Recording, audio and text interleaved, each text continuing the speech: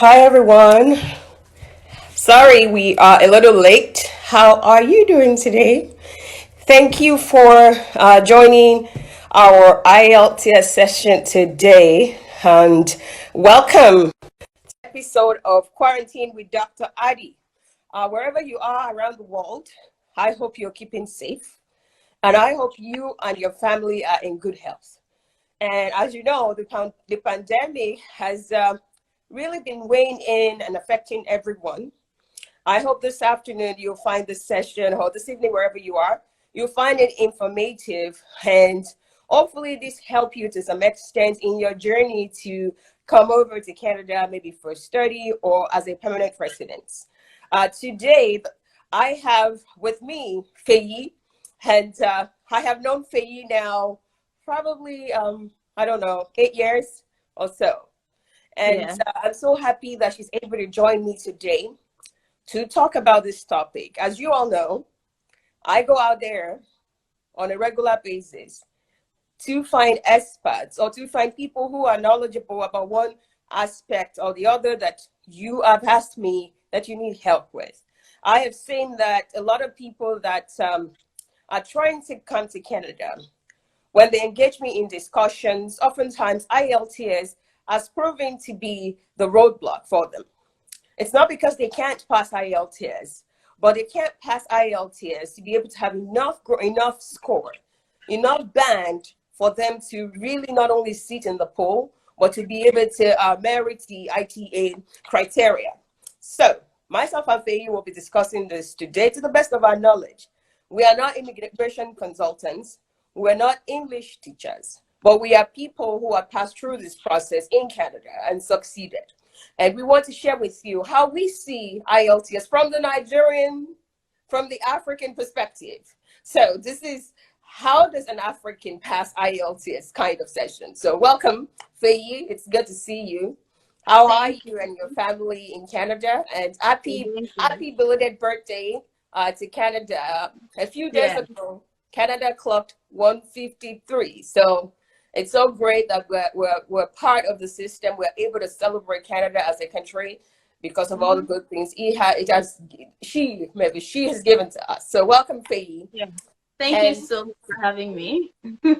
would you please do me the honor to introduce yourself, who you are, what you do, so our audience can get to know you. Okay, so my name is Feyi Macaulay. I go by Feyi Mac, and I'm a financial services and project management professional here in Toronto, Canada. And I've been in the in the financial services industry for about 2.5 years now. And yeah, I'm just super excited to be here. I also have a YouTube channel, Feyi Mac, where I talk about my life in Canada and talk about how to come to Canada. So yes, like Dr. Addy said, I'm not an immigration consultant. I'm not an English teacher. I just like to share information so that people can DIY their process, and if they don't have the time, they can always use somebody who is a professional, but at least be knowledgeable about the entire process. So that's basically my aim with the YouTube channel, and I'm happy that Dr. Addy is giving me this platform to come talk to her audience as well. Okay, thank you for coming, Feyi. So for all those people who don't know, so Feyi and I met, I think about 8 years ago or so, 7 years ago, I don't even remember. So Feyi's Okay. sister and I went to Olabisi Obanja University together, and I had gone to Nigeria for vacation, and Moyo had told me about Feyi, that Feyi is trying to come to Canada. She's coming there for school. I was very excited about how brave she was. She had opportunity to go to the UK. She had opportunity to choose the US, but she chose Canada. She had researched about Canada, and she had thought about this place being a place where she could settle down and have a family and have a life. And she had come to Canada for school. So she was in Nova Scotia at that time, and I was in Saskatoon. And we talked about it back and forth. Mommy came with her because she was worried about Feyi and upkeep in Canada. But fast forward to today, I can tell you that not only did Feyi came to Canada, every sibling that Feyi have immigrated to Canada. So she's a trailblazer. She came to Canada And our sister came to Canada, our brother came to Canada, everybody she knows. I've come to Canada because she's able to show them the path, explain to them what the logics are. She came as a student. The remaining members of our family came as permanent residents, and she was able to give them the right information. So this is why I feel she's the right person to talk to you about this. If she can not only help herself, help our family, help other people around her, maybe there's something she did right. Maybe there's something she shares that you, my audience, should hear about. And as you know, I try to find you people who are not going to charge you, because I understand that information is power. Yes, for some things you should be charged for, but for other things you should have access. Because when we look at the Indians currently own where we call Brampton in Canada. They would call it the Indian village. It has all of them. These people have continued to empower one another. They've continued to bring their families, everybody they know to Canada. But Black people, guess what? Every little information we have, we want to monetize it. We want to make sure that we are charging people through their nose for the slightest things. Do not get me wrong. I have a mentorship program where I help you personalize processes of the things you want to do. And it doesn't just focus on immigration. It focuses on every area of your life, because you can be in Canada and not have a job. You can have a job and not even be making good money. That's a different ballgame. At least let's help them get to Canada. So my mission, since I talk about my journey and everyone is raving, I felt like, let's provide broken down information into pieces, step by step. How can you do this yourself? So today we are focusing on general IELTS, which is what you need when you are trying to immigrate to Canada under any permanent residence application process that Canada has. Most of them require this, except for a few. So Feyi had provided me our slides, and whenever she's ready, I'm going to coordinate the process with her, but she's going to go first, and I'm going to go next. So Feyi, whenever you're ready, at your service. Awesome. So we can just like jump right into it and start with slide 1. So okay. The purpose of this entire live is to just demystify the whole concept of IELTS. You know, people hear IELTS and they're like, oh my God, I can't take exams. I don't want to do tests. And then they just forget about it and they give up just like that. But I'm here to tell you, IELTS is simply an English test. I'm speaking English and you're hearing and understanding me. You speak English because, you know, most of the people on this live are from Nigeria. So we speak English. It's our official language, right? So it's simply an English test. What I don't want you to do, though, is to underestimate it, but we'll get to that soon. So the IELTS exam is basically accepted by hundreds of countries and organizations and institutions as a proof of English proficiency. So you having your IELTS basically shows that you can speak English, you can hear English, you can understand, you can write, and all of that. So for you to come to Canada under the Express Entry program, you definitely need to write the IELTS. I hear a lot of people say, oh, Nigeria is an English-speaking country. Why must I write it? You don't have a choice. You are not the only ones writing it. And people are writing it every day, and people are moving every day. The rules are not going to change. Okay, so that's one thing that I want us to understand. So we can go on to the next slide. So question is, why should you take it seriously? Because you want to move. So we're not doing this to convince people to move. Okay, we're not doing this to convince people to come to Canada. We're doing this to help people who have decided that this is what they want to do. And when you've decided, you're determined, and this is what you need to even embark on this process. It's not an easy journey. It's straightforward. I think it's straightforward, but it's not easy. So you definitely need the determination, and you need to have decided within yourself that this is what you want. And that is why you need to take it seriously so that you can hit the highest benchmark. We'll go to the next slide. So for the exam, you're going to be tested on 4 capabilities. So it would be speaking, listening, reading, and writing, which, I mean, this is self-explanatory. On my slides, I have some links in the notes section, of course, which you cannot see right now. But if you actually want me to share the slide deck, let me know and I can do that for you. We will collect But that one. We will collect this. yeah, no problem. Like I have no problem sharing. Thank There's you. no point of me keeping this for, yeah. So we'll go to the next slide. And I just want to break down the requirements for express entry. I think we skipped one slide. We have a Oh, okay. slide for express entry. No, this is it. Oh, No, this one. Is it this one? no, it's okay. I'll just talk through Oh, it. this one. This one. Yes, this one. Yes, Okay. yes. So basically, as you can see, the requirements for express entries just clearly states, first of all, you have to do Ielts. That's given. Now, there are different levels of capabilities, right? So the Canadian immigration has actually split it their own way. This is different from the bands that IELTS has. So this is for the Canadian express entry. And the CLB basically means the Canadian language benchmark. So that's what they're using to rate your level of understanding of the language. So CLB 7 basically means that, in speaking, you get like 6, in listening, it's 6 to 7, in reading, it's 6, in writing, it's 6. So compare that to CLB 10 and above. There's also CLB 11 and 12, mind you. It's just that Canada does not care. As long as you can hit CLB 10, that's the highest they want to, like, that's the highest that will give you any extra point. So your goal should be CLB 10 or above if you really want to, but CLB 10 is our target. Like, you guys drop a hashtag CLB 10 gang. Like, that's the point of this video. You have to target CLB 10 and hit it. And here's why. We'll go to the next slide. Okay, so is it this one?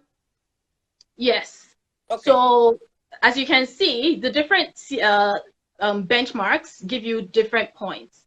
What you're aiming for is CLB 10, like I said, and that gives you 34 points in each capability. So 34 times 4. Okay, so if you're single, though, I need to mention, if you're single, you need to know that you're going to get the full scores for that. But if you're married, the CRS tool would actually take away some points until, maybe your spouse does IELTS, then they give those points back to you. Okay, so here we can see that, the highest points for CLB 10 is 34. Meanwhile, if you're married, it's going to be 32. So I feel like if you're trying to get the highest score you can get, if you're married, both husband and wife, or husband and husband, or wife and wife, both spouses should take the test. Yes. So, like, she's stressing. What I have heard from a lot of people is, oh, my husband is so busy. Oh, my husband's score is not a lot.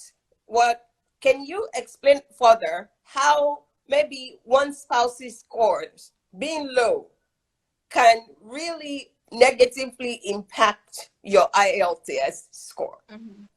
Yes. So, like I said, right, as long as you're married, once you do the CRS tool, so that if you're thinking about coming to Canada, I'm hoping you've heard about the CRS tool. If you haven't, take a note of it right now. Google it. Yes, I think if anyone is new, they might not have heard, but you can go back and watch some of the videos that we've had. You can go back to my tweets. I have tweeted this when I had the session with Omobi and Mrs. O, where we tweeted this so that people can kind of download it and use it anytime to kind of gauge how things can change if they score certain numbers, or if they are in certain bands, or if their spouses are in certain bands. Please, I want you to make sure that not only do you want to add your spouse to write to your application as a co-applicant to write this, if your spouse go ahead and obtain lower mark, this mark is going to adversely affect you.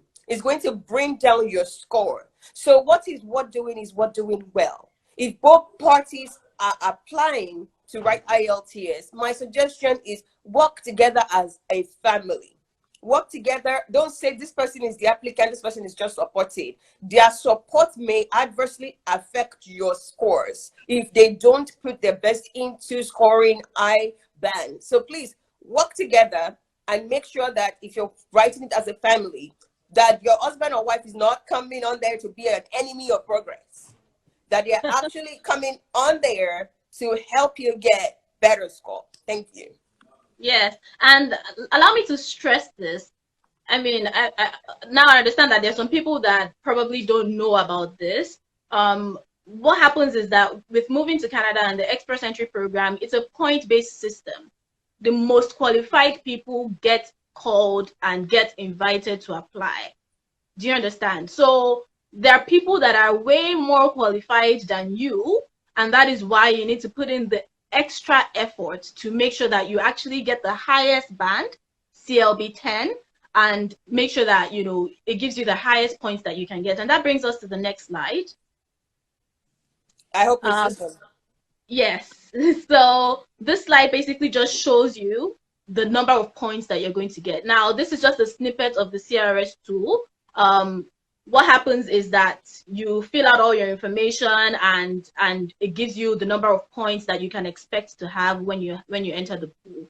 Now, I'm going to do a YouTube video about filling the entire questionnaire, you know, question by question in future. Let me know if you want that. But here, for the language specifically, since we're talking about IELTS, if you have CLB 7, right, you basically only get 68 points for language. As opposed to if you have CLB 10, you basically double the points for language and you get 136 points.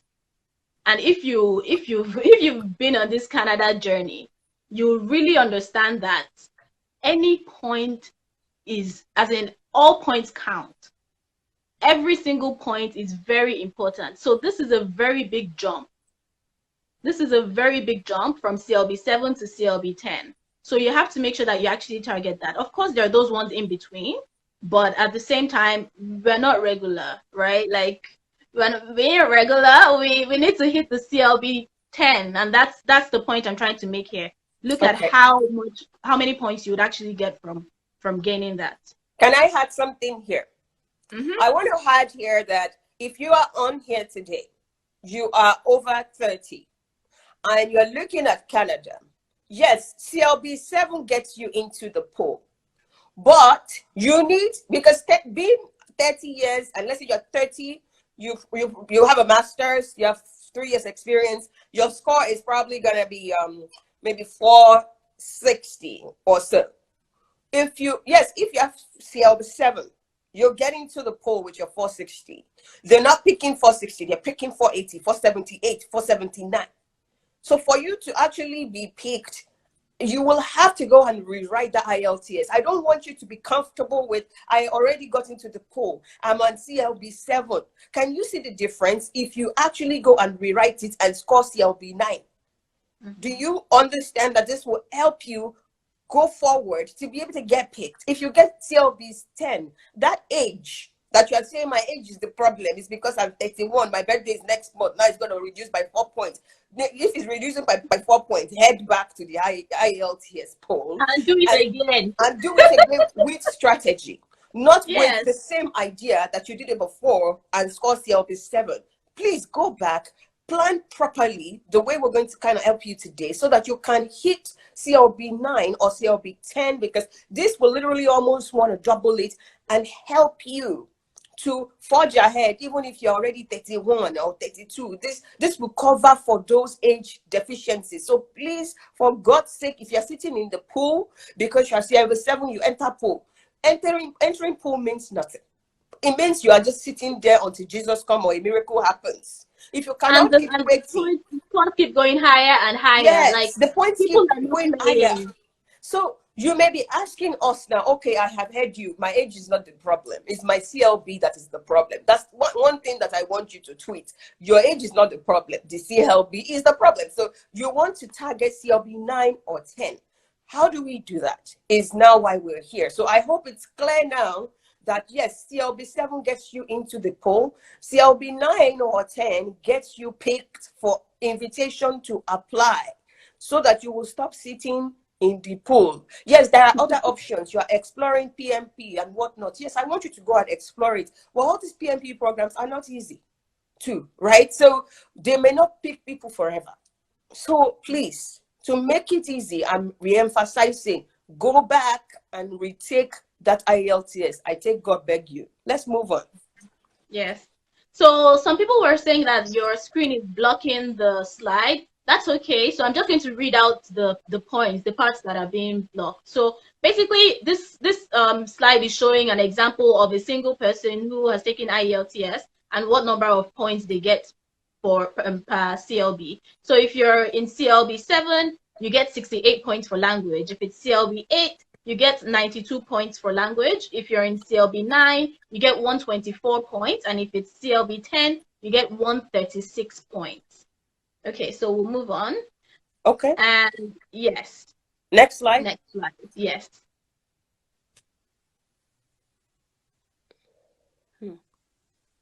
I don't know. Is this the next slide? Yeah, so basically, I just want to tell you, we've already spoken about this, but it's 100% achievable. Don't let anybody tell you that, oh, in Nigeria, you cannot get CLB 10. If you take it from Nigeria, they score you down. They want to take your money. Look, I know people who have, my husband got CLB 10, and he took it from Nigeria. Let's clap for him. People, clap for that husband. Let's stop the excuses. There's no. Let's see. Let's stop the excuses. People are doing this. They're getting it every day. They're not. They don't have two heads. They're not special. They're just putting in the time and investing the effort to prepare for this exam. Okay, you see, there are also comments there. I did too. Some people are confirming that it is possible to score CLB 10. They score it. They didn't have two heads. They have one head. So if you are here today, you are scoring CLB 10. Whether the devil like it or not, you will learn the strategy that we're teaching today. You will go and kill it and score CLB 10. I hope this is not just a motivation, that this is a morale booster for you to understand that, yes, it's English. It's English, but it's an exam. An exam that requires strategy. You need a strategy. You need to follow these instructions dot to dot. You need to create that strategy map for yourself, because I believe I didn't score CLB 10. I scored CLB 9. And I didn't even know a lot of the information I found out while researching this week. And I did score CLB 9 the both times that I've written IELTS. And you people know how my English is not that good. I'm a scientist. I just do science, right? So with this bad English that I'm speaking, if I can score CLB 9, I believe definitely, and you have seen the analysis, there is no negotiation here. Without CLB 10, you would be in that pool for so long. You are sitting on a long team. Let's stop sitting on a long team, please. Let me just add there, right? With this pandemic right now, of course, a lot of things are on pause, right? So even, invitations, some of them are slowed down. Only a few provinces are actually issuing PMP, but invitations in general have stopped. Now, let me just tell you that by the time it opens again, the scores are going to skyrocket. It's a given. People are, right now, they're using this time to develop themselves. So by I know people in the pool that are waiting at 480 points. Single people with masters, young, do you understand? Everything that gives them the good points. CLB 10, they are waiting in the pool to get all those slots. So you have to match up. That's basically what I'm saying. Which so one? go to the next slide. Okay. Keep going. 1 minute, please. Keep going. Okay, so the next slide is basically me saying that number one, you should not underestimate the exam. Yes, we know it's English. We were born in Nigeria. We speak English officially. It's some people will say it's our first language. It is, and I understand that. But remember that this is a test. It's a test of English proficiency. Okay, so the problem with some of the problems that we faced is, even growing up, in Nigeria, the education system, sometimes we're not taught certain things. This is the time for you to go back and learn. So it's very important for you to study. So am I supposed to go to next slide somewhere? No, how? Yes. So study. And in this live show, we're going to actually be dropping a lot of resources for you, like a lot of them. Somebody said, this exam scares me. Why Why? It's English. Don't take questions yet. Just let's move on. Okay. All right. So yes, study for it. It's just like, taking a professional exam. When you're taking a professional exam that a promotion depends on, you're going to study for it.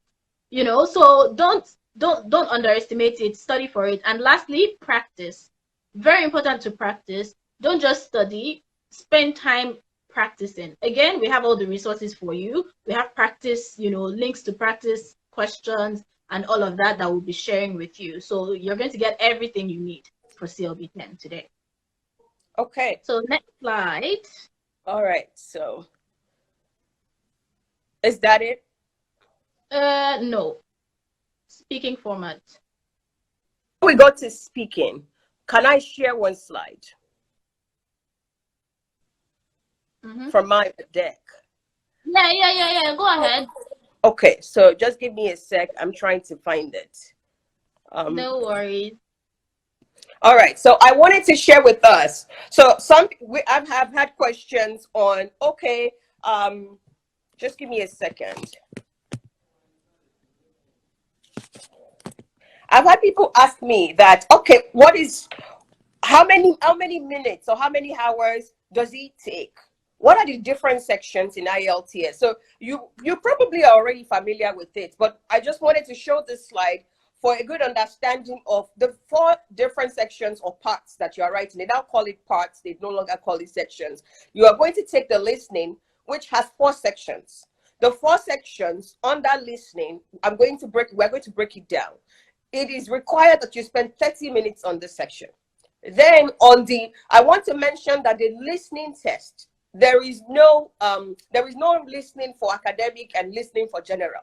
Everybody takes the same listening. So this listening has 2 parts, social and general, and 2 parts academic. So you must understand that listening may be a little tougher because it is not only focusing on the general questions. It's going to have both because they only design one listening for both. Then you have the reading. The reading has 3 sections, and you are expected to spend 3 hours, 60 minutes on these 3 sections. The writing, you are also expected to spend 60 minutes, and there are 2 tasks. Task 1 is a letter writing. Task 2 is usually an argumentative essay. And lastly, the speaking, you are required to spend 11 to 14 minutes speaking in a one-on-one manner with and somebody who's going to sit in front of you, or you can, if you're doing online, maybe a video chat. I don't know how that works because I did the in-person paper one when I did. So those are the 4 sections. That is the time. And it is the reason why you're seeing this slide is the time management part of it that I want you to know. Because you may be spending time practicing and you will not be following this logic of timing. If you are not speaking in a timely manner, you're just fluid, you are just fluent, you're just doing it. When you are confronted with speaking on a particular topic over 11 to 14 minutes, you may struggle. So as you practice for your IELTS, please note the amount of time you're supposed to spend. Time yourself effectively for each of these sessions, because that's the only way. Even if you speak, even if you understand the strategy, if the time management piece is missing, you are not going to be successful. You're not going to get that CLB 10 that we're targeting. Okay, well, I can go now to your slide. Okay, so I'm just going to go to the speaking format slide. I'm going to. Sorry, That's okay. Is this it? No. Yes. This. Okay. Yes. So, like Dr. Addy said, speaking is a total of 11 to 14 minutes, and that's basically just an average. So they expect you to, to spend about 4 minutes in each part. Right, so the first part they expect you to spend like 4 to 5 minutes, the second part like 3 to 4 minutes, and the third part like 4 to 5 minutes. So the first part is usually, a question, and then the second one is a question as well, and then the third one would be like a follow-up to the conversation to continue. So the tips that the assessment criteria for this one is they want to hear that you're fluent. So they're not asking you to have a British accent. You're not supposed to. You live in Nigeria, you live in your home country. You're not supposed to have a British accent. So, of course, they're not going to grade you based on your accent. But what you have to make sure that you're doing is speaking fluently. You have to speak fluently, you have to be clear, and you have to be coherent. You can't be rambling, right? So the person is right in front of you. I understand that some people are going to be scared or nervous. You need to relax. It's almost like a job interview. It doesn't make it any better. Some people will still be nervous, but just relax and actually make sense when you're speaking, right? So they check for lexical resource. So basically, how good is your vocabulary? You know, what kind of words are you using? You don't have to show up using big words if you're not able to use them correctly, right? So just don't overdo. That's what I would say. Also, the test for your grammatical range and accuracy, and they also check for pronunciation. So in as much as they don't want you to have an accent, you still have to pronounce the words correctly. So one thing that you can do is maybe look for dictionaries online. So there are dictionary apps that when you search a word and you can hit the sound so that it actually plays what it sounds like, right? So you just want to work on your pronunciation, and yeah, they don't grade your accents. Just wanted to put that out there. So in the next slide, which is the longer slide that we saw before, that one, I'm not going to break this down right here. Like I said, I'll share the slides if you guys really want it. Let us know in the comment section if you want it. I can share the slides with you, and you can see how they've broken down the criteria. This is from the British Council website. I didn't make it up. Okay, so those are the issuers of the test. This is what they've told you that they want. So this is not a test that people just don't know what the criteria is, how it's being marked. All the information is public. They've told you exactly what they want, and it's right here for you. Okay, so they want you to avoid, speaking repetitively. So you definitely want to avoid repetition, right? You want to speak fluently. Any hesitation that you have should not be because you're looking for the right word to use. Okay, it should be because you're trying to maybe answer the question in a certain way. They can tell when you're thinking about the topic. If it's a subject matter that you're not familiar with and you're trying to think about how it works, they can tell when that's what you're thinking about or when you just don't have the words. Mm-hmm. So they're testing you for that. So I want to add a few things, if it's okay. A few things that helped me. To be honest with you guys today, this week is busy for us. We celebrated Canada Day. Tomorrow is America Day. So we're having guests. So I wasn't able to prepare everything. But I prepare for you for listening, because as you see, listening is very critical. You need 8.5. So I also prepare for you writing, because a lot of you have explained that writing is very critical. So just in case you just heard me silent, is because I didn't prepare too much for speaking and reading, because oftentimes they're a little straightforward. On the speaking side, what really helped me is for IELTS in general, I believe for every section or every part, you must spend, even if it's 30 seconds, preparing. They've given you the question. Before you venture into answering it, I want you to take a deep breath, and I want you to spend 30 seconds organizing your thoughts. So let's say the question is, describe the town you live in. I want you to take 30 seconds to arrange the thoughts of, where do I live? Columbus, Indiana. Think about the demographics, the people who live there. Are they mostly white? What are the attractions? Use 30 seconds to coherently know what the ideas you want to speak about are going to be, and logically now start speaking. Some of the points that have helped me during my IELTS is I assume during my speaking that I'm writing. So, because it's supposed to be strictly formal. You're not supposed to be humming. You're not supposed to use like as in all these informal words that we have learned because we have broken English as part of our system. So I condition my brain during that writing that I am writing, during the speaking that I'm writing to someone. So I remember to compose myself by taking a deep breath and starting. when you start a sentence, usually you start in capital letters. So I want you to think about stress. So capital letters, you have to stress it a bit. You raise your voice a bit so that person knows that you are just starting from stopping. Stress. Then when I move on, in the beginning of my sentences, I have planned the sentences. Maybe I have 3 things about Columbus that I want to talk on about, describe the town I live in. Then you think about, all right, I need connecting words. We're going to talk about connecting words a lot today when we get to writing. So in those connecting words really help because they help you make this speaking formal. However, furthermore, but perhaps all these connecting words, where can I just put them in?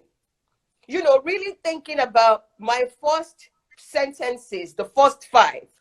There are some easy pronouns, easy connecting words that you can just have them keyed in. However, whichever, all this, you know, who and all that, I want you to start to think about those connecting words and listing them out. So when you want to speak, you are using them to start some of your sentences. When you get to a, maybe you've been speaking for a while, you've finished your sentence, take 10 seconds pause. 10 seconds pause means I have a full stop here. When you want to put a comma somewhere, take 1 second pause. That person will realize you pause because there is, if you were writing, there'll be a comma there. I'm very conscious of my speaking in Ielts because I understand completely that these people are grading my logic. They're grading my ability to not only speak English, but they are not only grading my phonetics, they are grading my stress level. They're grading so many things. And it's okay. Maybe you have back down the first idea. Maybe my first idea is I want to describe the people that lives in Columbus. And I made a little bit of mistake there. When I want to describe this, so I'm describing, but it's like I'm using paragraphs. So I want you to use the logic of writing, bring it in when you are speaking. Bring it in. Use each idea, put it in like its paragraph, and develop those ideas with little bits of intonation, little bits of pausing, little bit of introduction of connecting words, because I can assure you, this is all I did, 9 background like that. I have never failed this IELTS before. And sometimes I wonder how, but I understand that I am so conscious and I'm not fast. When I'm doing my speaking, I'm slow. I'm a little slow. When I pause, I pause. When I move on, I move on. There's no rushing. You're not rushing anywhere. It's from 10 minutes to 14 minutes. So you have some time. So it's okay to be a little slow because you're trying to catch your breath. You are trying to make sure every sentence, every word, you understand what you have just called. If it's a plural, you stress the S in the back. If it's something, if it's a double word that are connected together, you are letting them realize that if somebody is writing this down or somebody is transcribing this, easily a computer can transcribe this. I cannot stress enough the effect of calming down and slowing down because it helps you to be in control. So please do not rush yourself. I understand the nerve. I understand the fact that there's a white person sitting in front of you. And I understand that you don't want to back down the whole thing. But it's okay if you back down your first paragraph. You still have an opportunity to keep speaking. And you can still make up for those points. So if you have back down the first paragraph, it's okay to take a deep breath for 30 seconds and continue speaking on your second point as your second paragraph.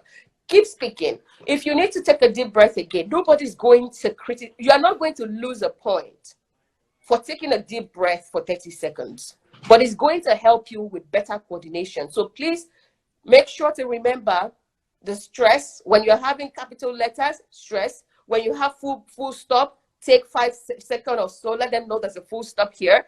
Using connecting words. I'm going to share a lot more about that today.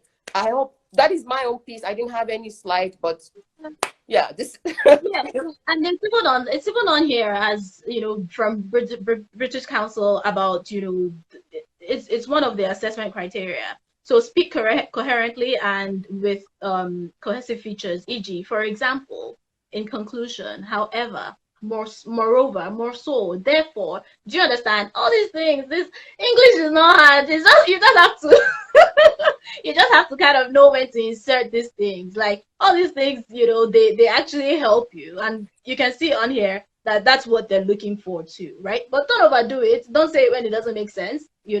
So yes, so they want you to develop topics fully. When they ask you a question, they want you to actually speak on it. And we're going to get that when we get to the tips. And the vocabulary, idiomatic language if necessary. Like if you know any idioms that come to mind on the topic that you're talking about, great. If not, don't stress yourself about it too much. Yeah, so you can definitely go through all of this. I'm going to share the slides like I said, and we'll go to the next slide, which is the tips. So yeah, so my first tip would be yourself. Be yourself. They'll ask you questions. I think they asked me, what are my goals in life and what am I doing to work towards it? Do you understand? You can't tell what topic they will ask you about, but you need to be able to think on your feet and be yourself. If you have a strong personality, let that shine through. Like, let it shine through. They want to see your personality. It helps you feel at home and feel comfortable so that you can speak properly to them and speak coherently. So next, of course, is to enjoy the conversation. Like I said, it's a topic that you might not even, it's going to catch you unawares. You wouldn't know what they'll ask you. But enjoy the conversation. If you're not a people person, please start. See, even if you have to start talking to yourself at home, you're preparing for Ielts, yes. It's important, like, to speak in front of the mirror to help you see yourself and your body language, and it's going to help you with your speech. How I did it, if I can add that, was I was recording myself. I would record myself. I would listen to it, and then I was preparing for IELTS with a friend. I will send it to that friend, and that friend will listen to it and tell me my clarity level, my coherence level, whether I was too formal, whether I miss out on stress, or I spent too much time. So this person will kind of analyze for me, and I will analyze for myself. And as you know, as you're preparing, there are a lot of listening examples online. So let's say I picked a topic where it's the written example is available. Then I speak to it. After speaking to it, then I go and listen to what a professional would have said. So once I listen to their views, then I'm not looking for whether we agree on the same thing. We don't have to agree. I'm just looking for basics there. I'm looking for their grammatical structure. I'm looking for their phonetics. I'm looking for a little bit of, okay, did they pause? Okay, did this person kind of also like goofed? And it was still okay. And look at what they have put together. What grade does that mean? Is that a band 9? Is that a band 8? And use that to assume what band I fall into. So please make sure that you don't just speak to the mirror, because the mirror is not going to grade you. Make sure you do this recording and pass it along. There are a lot of coaches these days. I don't know any coach, but I have seen that if you have somebody that you are practicing with, or somebody who can help you, great. We're going to talk about mock exams today. This would help you to understand right now, if I do IELTS, what will my score be? So maybe I should just talk about it, if it's okay. Yes. So one of the biggest takeaway that you need to take with you today is mock examination. It is very critical for you to think about writing at least 2 mock examination if you must score 10 CLB 10 in your IELTS. And what I mean by this is that when you are preparing for IELTS, I expect that you will register for this course and spend at least 1 month or 2 months preparing for your IELTS. My suggestion is this: if you are preparing for IELTS and you have 2 months to prepare, most of you that are listening to me today, you are full-time workers. You still have to work 9 to 5 every day, travel from one location to the other, and this takes hours. My suggestion is that you spend 2 to 3 hours every day to practice on all the 4 sections or parts of IELTS. You must do this. If you spend 2 to 3 hours every day, and there are 7 days in a week, that is, let's say 3 times 7, that is 21 hours. If you invest 21 hours in your IELTS over 8 weeks, I think you're going to be at a point where you can score CLB 9 or above. Now, let's talk about what you really do need, because you can keep doing the same thing over and over again. And let me tell you, you will only get the same result. How do you know your starting point? And how do you get to come to a point of I have improved? And that comes to the place of mock examination. So let's say you started practicing on IELTS. You've spent 2 weeks of consistent 21 hours per week.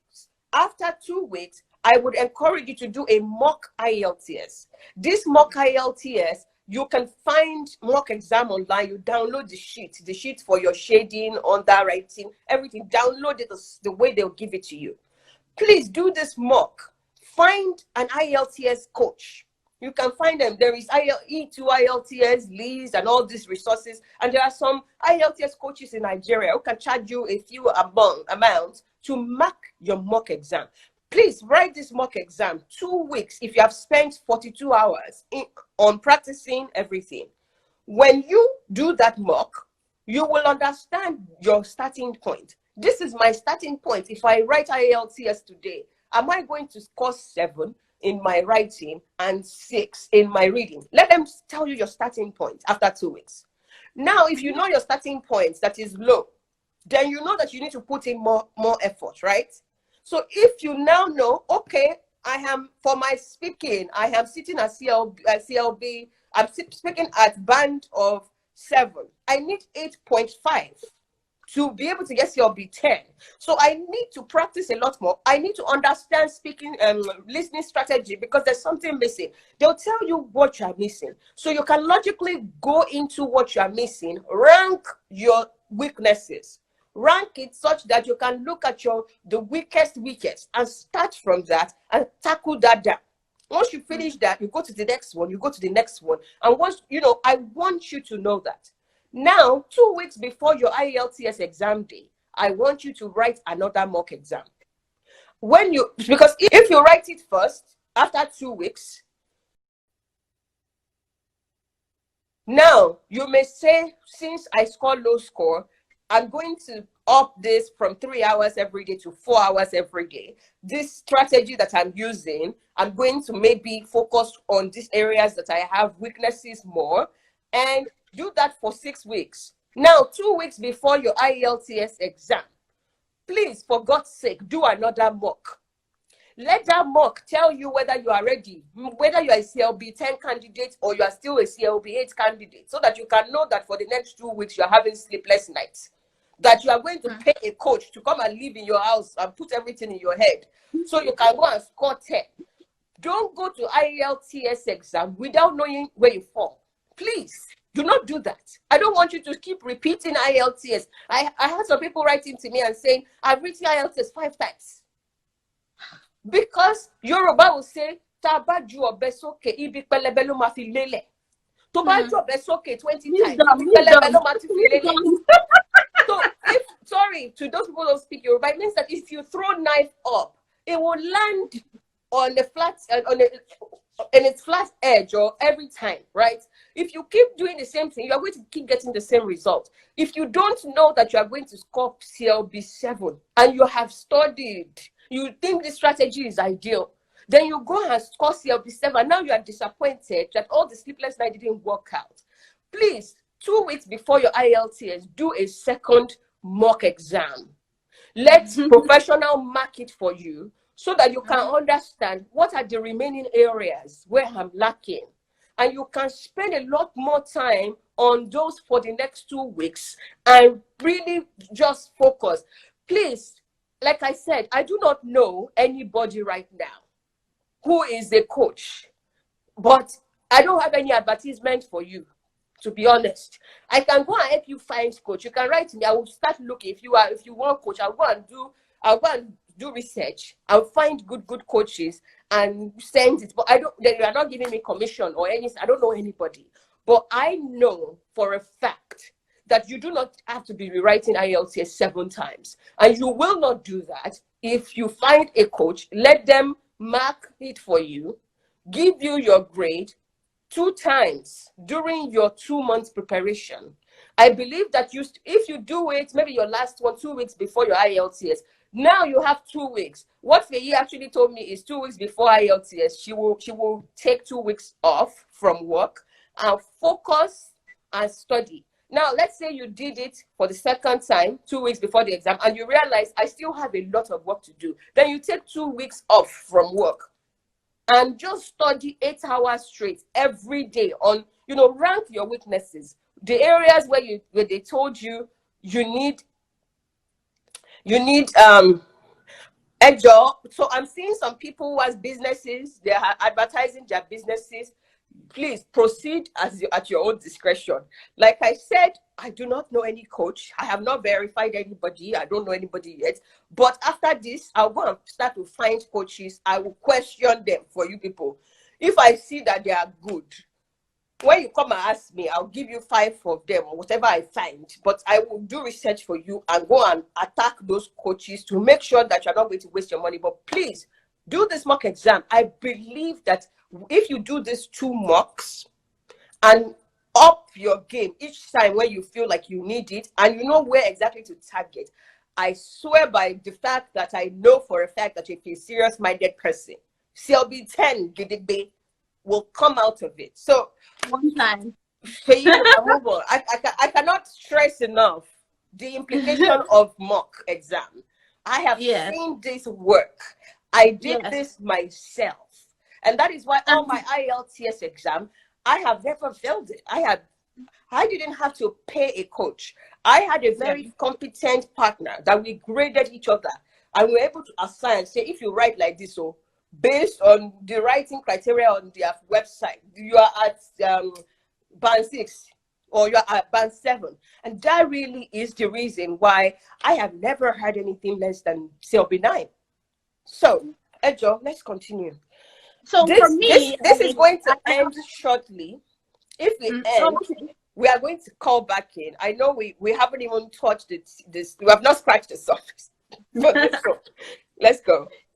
Okay. So I actually didn't use any coach myself as well. And like Dr. Addy said, my 2-week vacation at work, that was what I just used to, study for 2 weeks every day for like 8 hours. Just for me, it was interesting. I don't know why people don't like studying this. Like I'm not a book person, but I enjoyed studying it because there's so many different aspects of it and so many different resources for you to use. It's quite interesting listening, and it's like comprehension in school. Do you understand? So try to do that. If you also have friends that are teachers, English teachers, just message them, even if it's a long time acquaintance. Just if you don't have money to pay a tutor or a coach, message them and say, oh, please, can you help me with this? And make sure that they're actually good English teachers, not the ones that,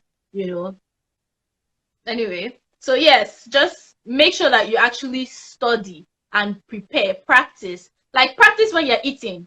Be listening to native English speakers when you're eating, when you're doing your chores. That's practicing. So it's not like you're sitting down in one place and doing it all through the day. I know that can be tiring, but throughout, just have your headphones, and listen to native English speakers, see how they pronounce words, and yeah, get somebody that can help you grade yourself, like grade your stuff. But next thing I have on the list is that you need to understand the questions properly.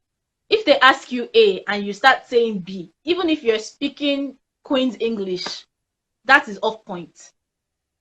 You're going to get your marks deducted.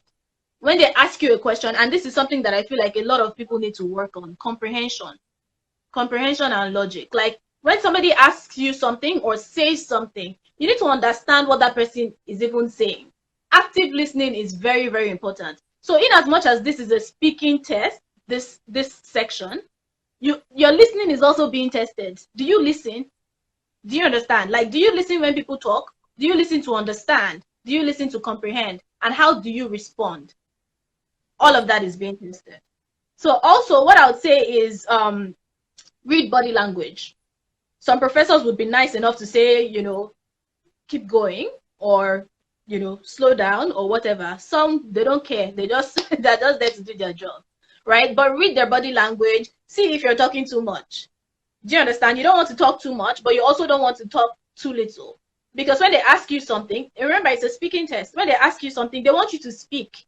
You have to speak more than the examiner. Do you understand? It's not an exchange. They're asking you one question and you're answering. Asking you the second question and you're answering. Do you understand? So you need to be able to speak, and speak, let it make sense. Let be coherent.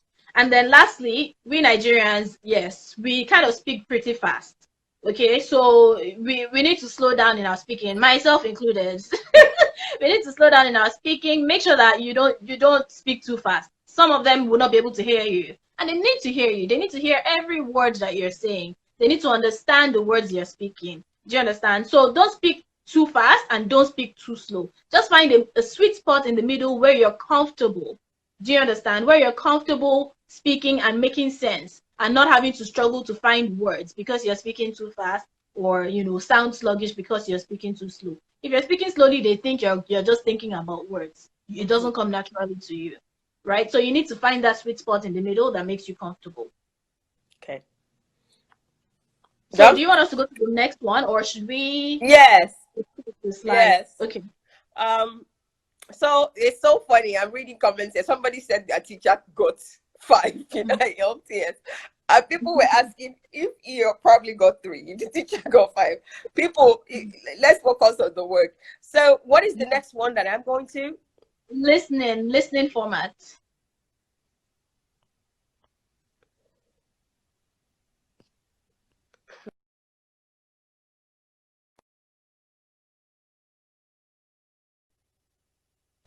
No, it's okay.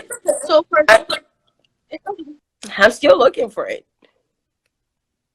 Okay. Yeah, right there here. we go. So listening is a total of 40 minutes. You can find that on the IELTS website.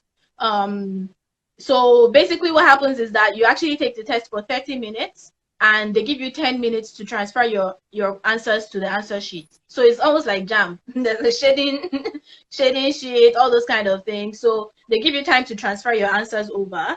And yeah, so there are 4 recordings and 40 questions. So different kinds of questions. I have the links to all the format stuff in the slides, in the notes section. Again, you'll be able to get that information. Now, assessment criteria for this one is, number 1, you must understand the main idea and specific factual information. Again, comprehension. Do you comprehend? When people are speaking, do you just sharply speak back, or do you listen actively to understand what they're saying? Okay, so someone said barista for you. I'm not a barista. Okay, so recognize the opinions and attitudes and purpose of the speaker, right? So understand the topic. Again, this is what they're assessing you on. This is from them. They've told you what they want. And also follow the development of an argument. You're going to get material that is argumentative, that this person thinks this, but on the other hand, this person also thought this. So, it's not really about the side you're taking. It's about, do you understand the argument? Do you understand the argument? And what have you picked up from? We have 2 more minutes. Yeah. Okay. And what have you picked up from? And what have you picked up from the argument, that you've just listened to, right? So there are different material, like I said, so different kinds of them. So in the next live, we're actually going to get into the tips for listening. You can keep going. We still have 2 minutes. Okay. So number 1, again, pay attention. Pay attention. One thing I noticed is that some people, they mix up, like I said, it's 4 recordings. So they mix up different recordings, right? So they get confused. When they listen to the first one and it's time for the second one, they can't get their minds off the first one. And now they're confused. Just pay attention and don't be distracted. So we are coming back, guys. I also have listening slides. So when Feyi is done with listening, I'm going to also share my slides. So if this cuts off, please call back. We still have more in stock for you. You can keep going. Okay. So number 2, again, comprehension, very important. Number 3 is to pay attention to the details and write them down. Now, when you're actually listening, it's a bit tricky. It's a bit tricky because they're not going to repeat anything. If you miss something, you've missed it. Do you understand? So make notes. You can't write everything down. Of course, you can't write everything down. You have to be able to identify important details and look at the questions as well. Identify important details and write them down. Make notes. Listen to audio scripts at home. Like I said, they focus.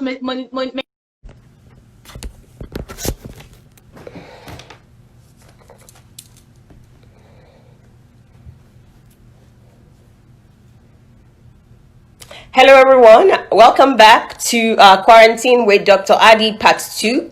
Today's topic is Ielts prep, the A to Z. And so far, I hope you are enjoying and learning from myself and my guest, Feyi Mac, who is me now. Thank you all for sticking around and for being here with you and with us. I know we haven't taken any question yet, and we're hoping that this second hour, we will cover the rest of listening. We will cover writing. We will also cover speaking. No, I got it wrong. We'll cover writing. We'll cover listening, and we will cover, what's the last one? Okay, reading. So stay tuned, and I will go back to finding Feyi's slide, and we will keep going. Awesome. So while we're finding that, please remember I have a YouTube channel where I'm breaking everything down. I also have a video of this already that's like a summary that you can always refer back to, and that is where I'll be dropping the link to the slides. I'll be dropping that in the description box if you comment below and let me know that you actually want it on the YouTube video. Okay. And yeah, sorry, the YouTube channel is Feyi Mac. I will link it. I'll link it to, once we finish this session, I'll link it to my story with the link, so you guys can swipe up and go watch the video there. Okay. Awesome. Shameless plug there. Okay. So next on the tips for listening is actually ensure that there are no spelling errors on your sheet. Now, it's easy to just ignore spelling and focus on spelling only when you're in the writing test. But you actually have to make sure that you don't have any errors, because you can lose marks for that. So when you're listening, when you're writing down your answers, you still need to make sure that you are aware that they're going to be grading your spelling. Okay, so if they said something in plural, like dogs, and you write dog, I don't know what will happen to you. Like, I don't know if I will take away your score. You get it wrong. I'm going to cover that. Yeah. Yeah. So listen, as in, don't just, I don't know how else to put this. Don't just listen actively. Basically, listen actively. If it's plural, if it's past tense, if it's past participle, whatever, how they said it is how you should write it. Mm-hmm. So that's why it's very important to take notes. Okay. So last thing I would say is, if you miss something, move on. I kind of touched on that already. They're not going to go back to replay anything for you. Now, one thing I want to add is that if in the beginning you find that that you can't hear properly, so in some centers they actually give you headphones. I think in Nigeria they give you headphones. In Canada here, during my test, it was just a speaker in the room. I was shocked. Like, how can I be listening from a speaker in this large hall? You know? So the thing is, if you can't hear from the beginning, if you have technical difficulty with your headphones or the speaker, let them know immediately. Sir, Oga, I cannot hear. Madam, I cannot hear properly. As in from the beginning, not when you've already started. It's important, because if you can't hear clearly, how will you do it? You know, you already have to focus on, comprehending and understanding exactly what they're saying. You don't need an extra issue with technicalities to mess you up. Do you understand? You paid so much for the exam. Let them know they're their customer. Madam, I cannot hear what they're saying. Increase the volume. Do you understand? Okay. So I'm done with listening. If you want to, I will share my listening strategy that I have documented here for you guys. So one of the things that I want you to keep in mind is that the listening strategy is, there are 4 parts to your listening. You have 2 social conversations and 2 academic conversations. For your first conversation, it's going to be a social conversation, and you will have 1 speaker. What you have to quickly grasp is one speaker and what is this person accent? How fast is this person speaking? Before, they used to have a test where the speaker will speak for, I think, 1 minute before they start the test itself. During that time, you can quickly grasp the person's speed, accent, and everything. But now they don't have that anymore. So you need to be ready to get started right away. The second conversation, we have two speakers in most cases. Both of those are easier because they are social conversations. Then you have the third conversation, which you can have up to 4 speakers. They may be in a conference room. They may be discussing something. Then the fourth conversation will have 1 speaker, but it's still technical. It's still a little bit academic. 2 academic, 2 conversational, that is social. Your chance of scoring very high scores in the social one is very high. So maximize all the points you can get in the first 2. But the last 2 too, it is possible if you understand the strategy. Now, there are different types of questions that may come to you. The questions can come in, there could be a form that you want to fill. There could be a note. There could be summary. There could be time reading. They could tell you they could say, you can be listening to time, 2 minutes past 4. They want you to write that down. When you're trying to write, especially when you're doing time, please, they don't expect you to write it in a sentence. They want you to write the time in numbers. Please make sure that you write it down in numbers. And it could be other things, table, flowchart, sentence completion. So I have something here for sentence completion. When you're dealing with sentence completion, you must take note of the grammatical error. Because you are listening and you're jotting down notes at the same time, you're multitasking, right? So, but you need to make sure that as you're jotting down your answers in your question paper, yes, it's okay to abbreviate those answers. You have time to write it down, and then there is 10 minutes in the end to transfer. You have to pay attention to sentences that are plural, because sometimes the plural connects to the next sentence. So you are wondering, is the S at the end of this word, or is part of the other opening sentence or word for the opening sentence here? So please make sure that you are actively listening. Active listening is something we cannot overemphasize here today. Why is listening very important? If you score 8.5 in listening, it will shoot up your score. If you score 7 in listening, it's over.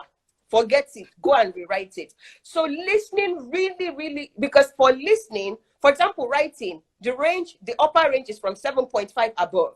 For listening, the upper range starts from 8.5. So you cannot afford to not score good grade, because if you don't, it drastically drops your CRS score. So you want to make sure that everything possible you are doing to make sure that, yes, you know what you're doing. Please, because there are different types of questions, like I said, you want to try to make sure that every word counts. So if you're doing the one that is maybe sentence completion, the answer can be a tempo. If you write tempo and miss the A, then it's wrong. Or if you're thinking maybe this is supposed to have something in front, like a preposition or something, please listen actively. Listen actively to ensure that you understand when you want to put, how do you know whether this is supposed to have something in front of it? Is the sentence must make sense. The sentence that you're trying to complete, if you read it and you're thinking they're supposed to, before you start, I always say, read the question. What I like about Ielts is they always tell you they are starting question 5 to 9. Please prepare. When they say that, use your time to read that question 5 to 9. As you read question 5 to 9, understand, okay, question 5, this question is, before my answer, there is by in front. If there is by in front, you're thinking maybe this needs a pronoun. Maybe by Olu, by a group of people, by an organization, by Canada. You're already thinking this is a noun that I'm looking for. And you need to understand that it could be by a group of people or by Olu. So you are processing already that you are looking for a noun or something, right? So I want you to pay attention to your questions. When they say, please prepare, we're going to be reading or working on question 5 to 9. Please read the questions carefully at that time. to understand what the answers could be. Underline all the different keywords. When you see something like I said, by, you know this is a keyword. I'm looking for a word after by. If there are keywords such as scientific word, you know, we said two of this is going to be technical or academic. If you see a big word that you're thinking, oh my God, this is big, that should be your friend, because they don't paraphrase those big words. They can paraphrase other words that are easy, but there is no paraphrasing for big words. So you want to underline or highlight those words. So please note those keywords. When you are doing your active listening, I want to let you know that sometimes these answers may come a little later. They may also be the first thing that comes. So you must have read the question. You are not reading for leisure. You are reading to target your answers. So do not just sit there passively listening, like it's a story that somebody is telling you. You are here to find the answer. So underline your keywords, and from the first sentence, you must be in your active listening mode for those answers. So please listen carefully and listen actively. And like I said, the words can be paraphrased. In the question, they could write it as construct. And then in speaking, they could write it as build, right? So for easy words, especially in the first two ones that are more conversational and social, there could be some paraphrasing there. And Feyi had touched on plural. It is very, very important for you to pay attention to plural. If something is supposed to be dollars, don't write dollar. You have to put the S. If you are dealing with filling the gap, it's okay to write the word. But if you are dealing with the ones that are, what is it called, multiple choice, please, in your multiple choice, if the answer is A, don't write the word. Write A. If they said, which of the following one is correct, you know, in your question, and they've talked about the situation, if A is the correct one, do not over-sabi and go and write the sentence or the word. Write letter A there. Because if you write the sentence and it's correct, you did follow the instruction. That's not what they asked you to write. That means you will can't get read. it wrong. Yes, you will get it wrong. So please follow. Remember that I have seen myself do that in the past. When I was doing my mock over Sabi, I put A and then I put hyphen. I now put what it is. My friend just marked me wrong. Say you didn't read Guinea, they will mark you wrong. So please, let's make sure that we are diligently following the instruction. Write what you hear. If what you hear is a house, and you feel like it's a house that will complete the sentence that you're trying to complete, do not just write hey. Always remember, I was listening to Lee's Ielts, and she said that maximum words could be 3. That could be the instruction. Maximum words is 3. Do not write 5 words, but because you think it's 5 words that will complete the sentence. Remember the instruction. Remember the instruction as you go down. So I have another slide still on listening. Sorry, I just need to find it. That's okay. Yes, so I call it the listening tips. So you will only hear this once. This is your one single chance to get your answer. So read the question when they said we are preparing for question 5 to 9. Don't read question 5 to 30. Read 5 to 9 at that point. Look at your prepositions. Look at the things you need. Highlight those answers. Multitasking is very critical because you will be listening, you will be writing down your answers, you will be reading at the same time to make sure what you're writing down makes sense. So please make sure that you are learning this multitasking when you are practicing. Type of listening test, like I explained before, there are 2 academic and 2 general. Familiarize yourself with the question types. I would say that I have heard that they use Canadian, Irish, London, everything British. Please familiarize yourself with podcast. Listen to BBC station. Just plug it in. But I must warn you though, you can't just say I'm listening. You have to actively listen. You need active listening. You cannot just say I'm listening for listening's sake. You need to understand how to listen. And I will just move on because a lot of this Feyi already covered. I have another slide that I call want to improve. Here are 5 things that I listed down that you must really do.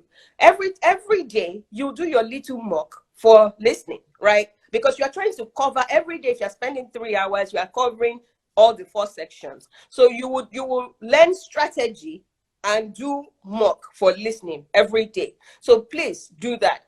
Rank your wrong. What I mean by rank your wrong is that, let's say you've done mock exam, somebody even professional marks it, and you now get your feedback. You look at it and say, okay, here are my weaknesses. Here are areas that I think I scored the lowest. As you are now also doing this by yourself daily, choose to use those practice exam that you can watch somebody else, or you can find answers for. So when you go through the answers, use it to grade yourself without defending yourself. Sometimes we are very defensive. Accept those mistakes, rank those mistakes so that you can know which area do I really need to work on. Then plan, like I said before, plan to work on the weakest first. Tackle the weakest first and do something. So if there's anything that you want to go home with on listening today, it's called micro listening. So micro listening is like short listening.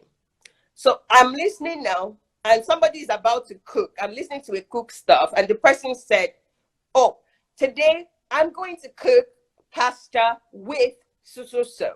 I could pause it there and do micro listening. I want to understand, how did that person stress with? Did they pause? Is there any connected speech? Are there 2 speeches there that were connected with a preposition, or there was a connecting word? Study each sentence using micro listening.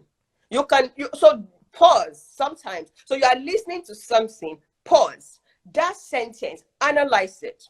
Analyze it to say, if there's a question, the answer would be focusing on this. Please try micro listening. When I was doing my listening practices, micro listening really helped me understand how people kind of communicate. I'm able to understand when they're stressing something. I'm able to understand when their opening statements always sound like. It helps you with phonetics, with intonation, especially if you're trying to understand somebody else's accent. How they call things may be different from how you call it in Nigeria. When you study their micro listening strategy, you will quickly pick up their accent. So I want you to try micro listening for the various accents that you're trying to learn. The British, the Canadian, the Australian, and one of the hardest one is the Irish accent. And I feel like the Australian one is so hard. I can't get it. I don't get it. But because it's just so different. The British one we're used to. But the Australian one, it just throws me off. How I'm able to conquer it is by micro listening. I'll pause. When I pause, then I will listen to the phonetics again, and then I will analyze. And I want to emphasize here vocabulary. Vocabulary vary from country to country. In America, what we call truck. In the UK, they call it lorry. So when you're doing micro listening, it also helps you with their vocabulary. You're able to pick it and say, it's lorry. Yeah, lorry, all right, it's truck.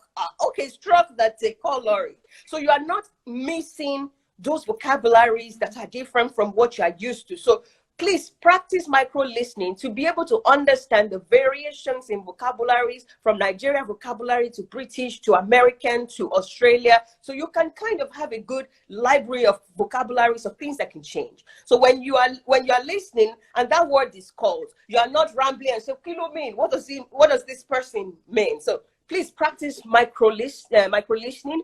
That is all I have for listening. Okay, so thank you. I just wanted to emphasize that listening is one of the more important I'm not done.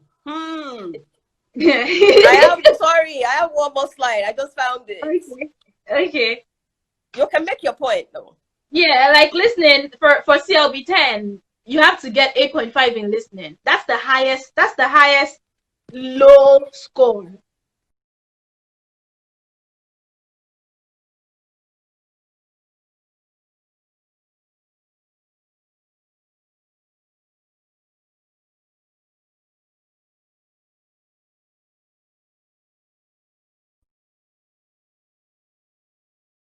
Please. Do you understand? So when you're practicing and you're learning this thing, don't think it's just for the test and after the test it's going to go away. No, it's going to really help you in the long run. Because when you come here, I mean, a lot of people struggle in the workplace with understanding simple instructions. Do you understand? So when you're preparing for this, take it very seriously as a life skill. Everybody needs to learn how to listen and comprehend actively. Okay, so my last slide is on scoring for listening. My aim for you is that you are going to score 8.5 in listening, because if you don't score 8.5, then you'll miss out on some points, so you may not get your CLB 10. So I'm hoping that you can start as you do your listening assessments. When you do your assessments or your mock examination that you're marking yourself, I want you to start to see where you start from. So if every time when you do listening you score 23 to 25, you are going to have band 6. So if you score something higher than that, then this screen is just to show you where you fall, because some people have asked me, how do I know if I'm going to score band 10? This is how you will know. So if you're in this space today, you can take a screenshot of this. So if you score 35 to 36 out of 40 questions, you are going to get band 8. If you now scale over that, then you will fall in band 8.5. My target for you is that you are able to get the band 8.5.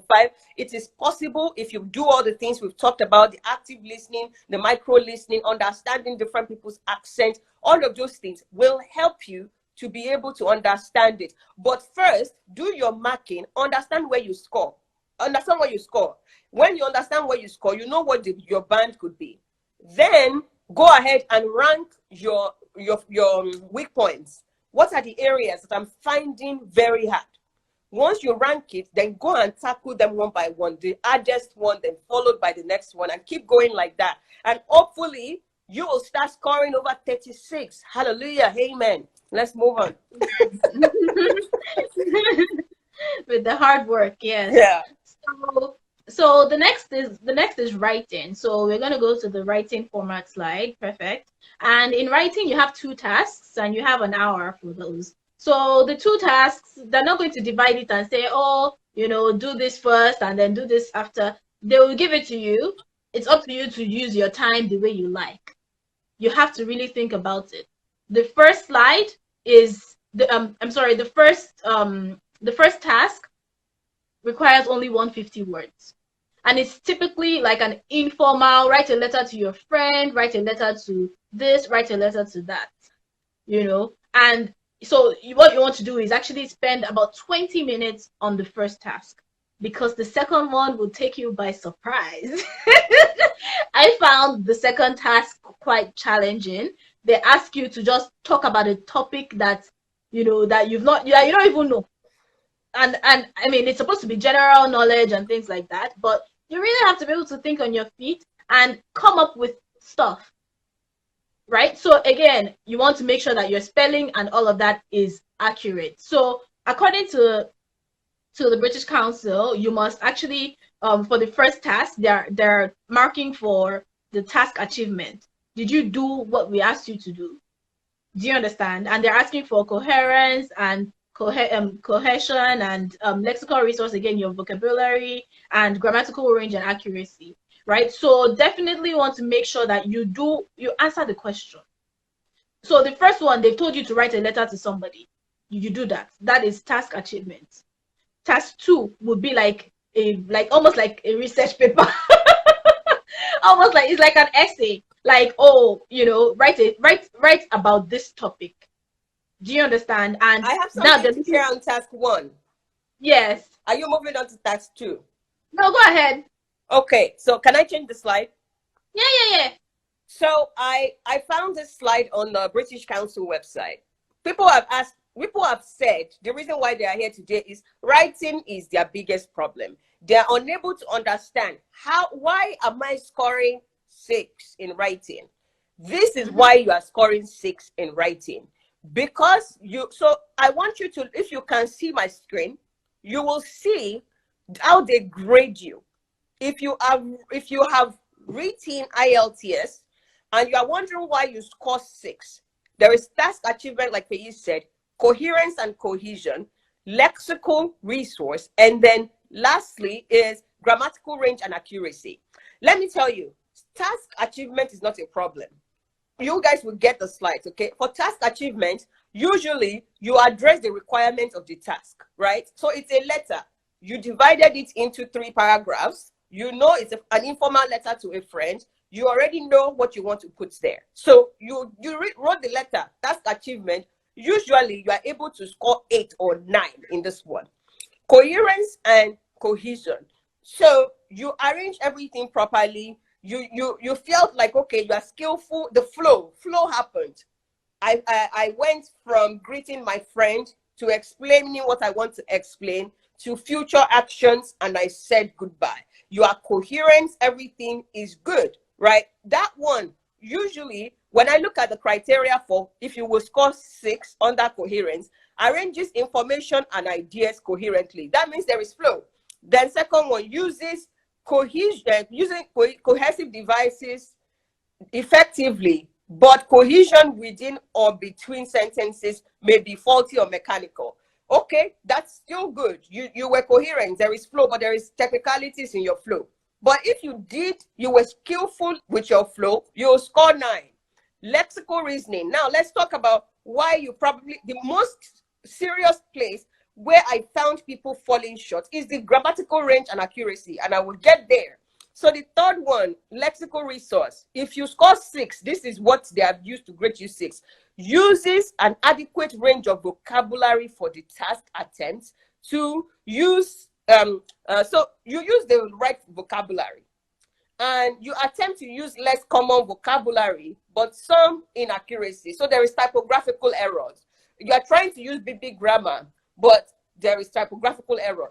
So you score 6. Or you're using the grammar where it doesn't even. Oh, it didn't fit, right? Or makes some errors in spelling. So the spelling errors, you score 6. If you want to score 9, now uses a wide range of vocabulary with very natural and sophisticated control of lexical features. Rare minor errors occur only as slips. So at 9, you are still expected to have a little bit of problem, but you are you understand what vocabulary fits where. Here, I have seen people score 8. Let me now tell you, grammatical range and accuracy. If you score 4 is what most Nigerians score under grammatical range and accuracy. If you score 4, that's, you know, you score 8. If you now score 4, then it will now bring you down to 6.5. You will now end up in 6.5 or 6. You will now be angry and say, how come? Should be they say follow the structure. I follow three paragraphs. I did that. They say you do this. I did that. They say lexical resource. I did that. What is the problem? Your grammatical range and accuracy is the most logical area where we have continued to get it wrong. Now let's read what they have described here. So if you score 6 or so, uses a mix of simple and complex sentence forms. I want you to note simple and complex sentence form. I'm going to talk about types of sentences shortly. Secondly, make some errors in grammatical and punctuation, grammar and punctuation, but they rarely reduce communication. So there's punctuation issue, there's a little bit of misspelling, but you only use 2 types of sentences. There are multiple types of sentences, and I can touch on them briefly. You only use 2. If you want to score 9, this is what you will do. Uses a wide range of structures with full flexibility and accuracy. Maybe Ielts can put it this way. Uses a wide range of sentences. They expect you to use different types of simple sentence, compound sentence, complex sentence, question sentence. They expect you to mix all of these sentences together. If you do that, and they also still allow you to have minor errors. If you have a little bit of errors, but you have done that, I can guarantee you that you will score 9. I scored 9. And now you are wondering, okay, if that's the problem, so how do I know if my sentences are simple? How do I know if my sentences are complex? Feyi, is it okay if I show types of sentence? Yes, you can go ahead, definitely. Okay. For this table that you have, I have the highest score on one of my slides. So Okay. maybe after that we can go ahead and show them, because some people are saying they can't read it. Okay, so I want to touch on simple sentences are easy. Simple sentences are usually short, straight to the point. My name is Adiola Olubamiji. Simple sentence. Simple sentence, one line sentence, but they don't want you to just keep using simple sentences. If you focus on simple sentences alone, you are going to end up at that lower point of 5 or so, and it's going to bring down your writing, even if everything else is good. It's going to bring down your writing, so you're going to end up at 5.5 or 6. So simple sentence alone cannot win. You want to keep it simple and safe, but simple and safe is what is killing your IELTS writing. We need to add compound sentence. And now, maybe I should go to compound before I go to complex. Yes, compound sentence. I want you to note this thing. They call it the farm boys. So for you to write a compound sentence, you need this. These are examples of how to introduce a compound sentence. So you will take two simple sentences. You will now join them together using a connecting word. So these connecting words there are 7 of them. For you to remember those connecting words, if you're trying to create compound sentence, we call them the farm boys. For, and, no, but, or, yet, so. These are the 7 standard compound words creators. They are called coordinating conjunction. Sorry. Please note, if you're trying to write a letter, your first paragraph, you want to slot in one of these farm boys. Put one of them there or 2, because they are reading to see whether you didn't just have only simple sentence. Everything is correct, but it's too simple. You are going to score 4 or 5. Please. Imagine, even put yourself in their shoes, like reading, my name is this, I am a boy, I am 12 years old. That's like child essay. They need you to focus on, don't just simple sentence everything. Please make sure you use this coordinating conjunction to create compound sentence. Now let's move on to the second one, which is complex sentence. Under complex sentence, these are what I call connecting words. They say there's time and season for everything. There is a place to use different types of connecting words. Sometimes you are making comparison, or you are doing time, you are on consensual matter, condition, reason, as you write your letter, right? So maybe your friend invited you to come and spend July 4th holiday with them. You people have already planned that you will go and visit them for July 4th or Canada Day. All of a sudden, your plan changed. Now you want to write a letter to your friend because it's a good one to start to think. When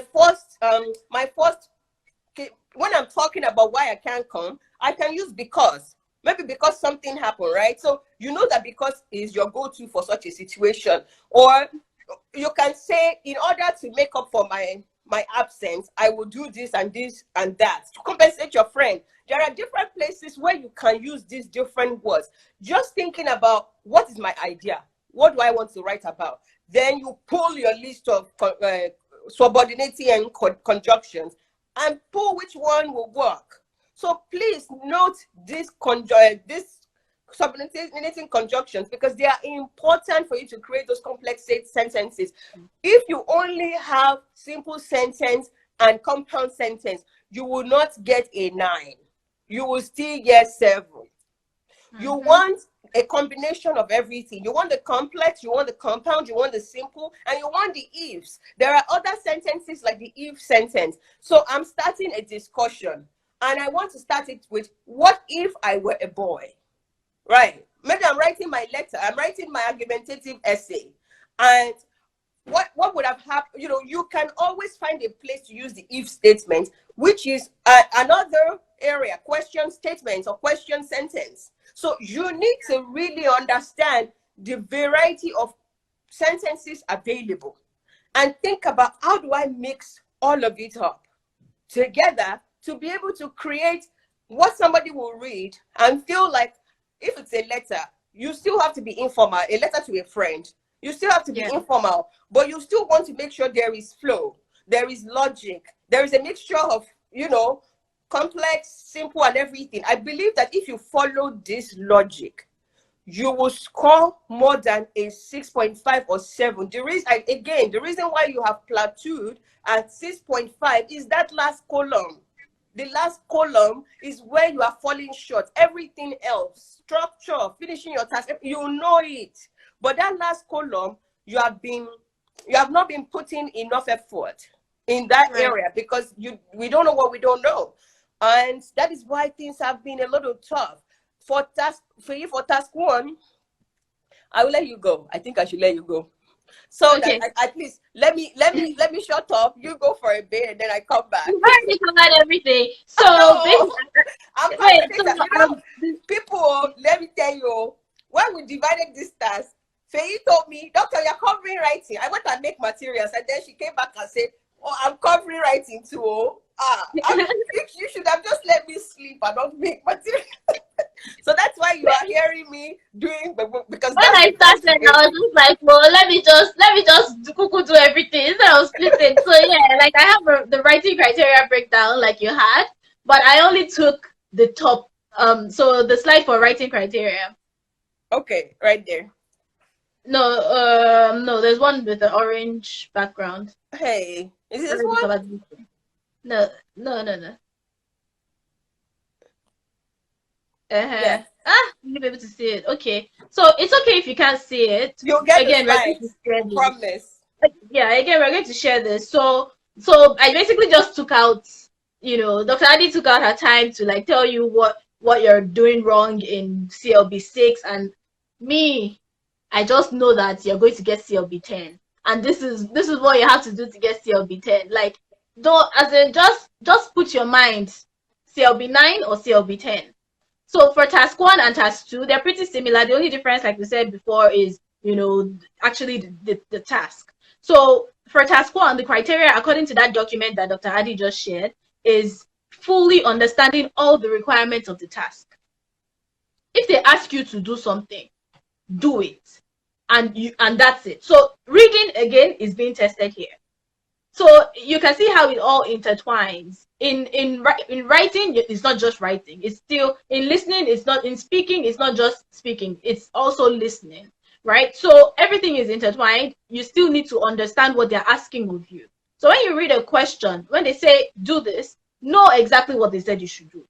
Don't do something else, because you feel like that's the way. If you find yourself going off point, pull yourself back. It's easy to veer off the point. So make sure you pull yourself back and actually satisfy the requirements that they're looking for. Next, of course, is to actually, clearly present all the, responses, and make sure that you are good at paragraphing. Don't write a block of sentences just from beginning to the end. That is a no-no. If you're watching, write it down right now, paragraphing, so that you can Google it later. I have something for them. I have on that when you finish. Okay, good. Okay, so paragraphing, you want to make sure that you section your letter appropriately. We did all these things in school, though. It's not rocket science. It's not. You just have to go and remind yourself. It's there. It's right up there. You just have to remind yourselves. Okay, so use a wide range of vocabulary. Like we said before, they actually, so here it says that there would be rare occurrences of slips. They're not expecting you to be perfect. Do you understand? Nobody is perfect. We are talking about it, we will still bag out. Do you understand? Nobody is perfect, so they don't expect you to be perfect. They expect a rare occurrence of slips. Now, you need to understand that that's part of the listening test. Rare occurrence. Once. Just rare, once in a blue moon. Do you understand? So if it happens twice, try to actually go back and review your work. And that's going to be one of my tips for the next slide. So another thing is, again, to use a wide range of structures and full flexibility and accuracy. Rare and minor errors occur as well, only as slips. So in task 2, like we said, the task 2 is more complicated. Here they want 250 words. And it's on a topic that you probably don't know about. Do you understand? So just try to task yourself, do the mock exams and the practice questions. We have resources for you. Follow those links and actually go and see the samples of what they're asking for. we're going to show you an example now, but once I'm done with this slide, we'll do that. So all the rest as well is the same as task 1. It's just that with task 2, because of how complicated it is, they actually want you to fully address all the parts of the task. All the parts. They can give you a question that is 5 lines long. Don't read the first line and focus on that only. You have to, if they ask you to present different arguments, present that. And that is one thing that we need to work on as Nigerians. Critical thinking. We need to be able to give an argumentative essay. It's like a debate type of essay. So you present a balanced argument with different points of view, and you actually summarize the actual point of view that you're finalizing with. So this is English. People dropping their emails? What's going on? We don't need your emails now. Yeah. So yeah.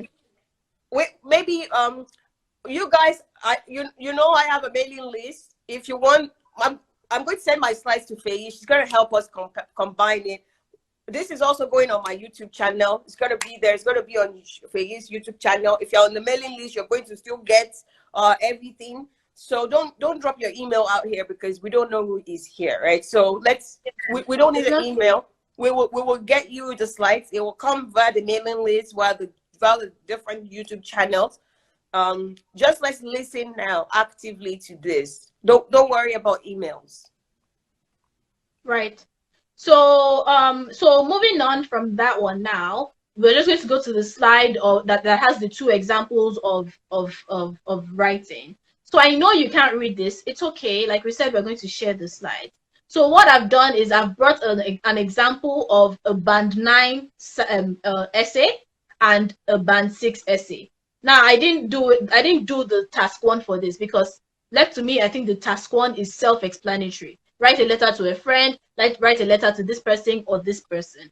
The task 2, like we said, is more complex. So this one, for example, the band 9 sample that I have here, the question is, some people believe that the problem of illegal drugs can be solved by legalizing all drugs. To what extent do you agree or disagree with this? They're not looking for you to say what is right or wrong about drugs. They're looking for you to present a balanced argument, 2 sides of the coin. To what extent do you agree? To what extent do you disagree? Don't do agree only just because you think it's a problem, or you don't support it or whatever. You have to present both sides and then summarize and pick a side at the end. The side you pick does not matter. They don't care whether you do drugs or not. Don't do drugs, but they don't care. That's not the test.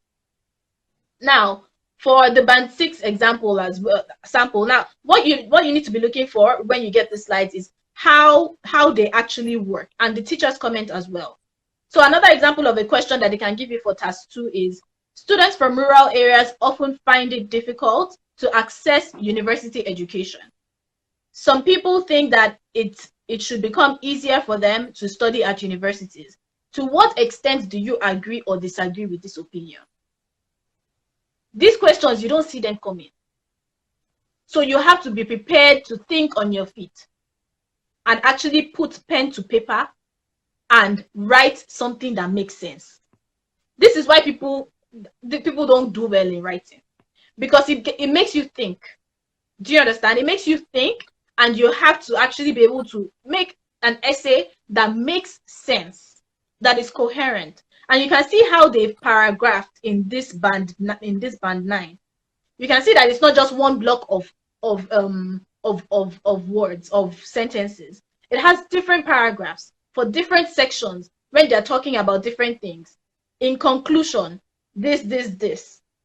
Do you understand? So that's one thing you need to take note of. So for the band 6 example, we can't read it right now, but we can see the teacher's comment. So the teacher's comment was that not all parts of the task were covered. That was the number 1 assessment criteria. Remember, actually doing the task and covering all parts of it.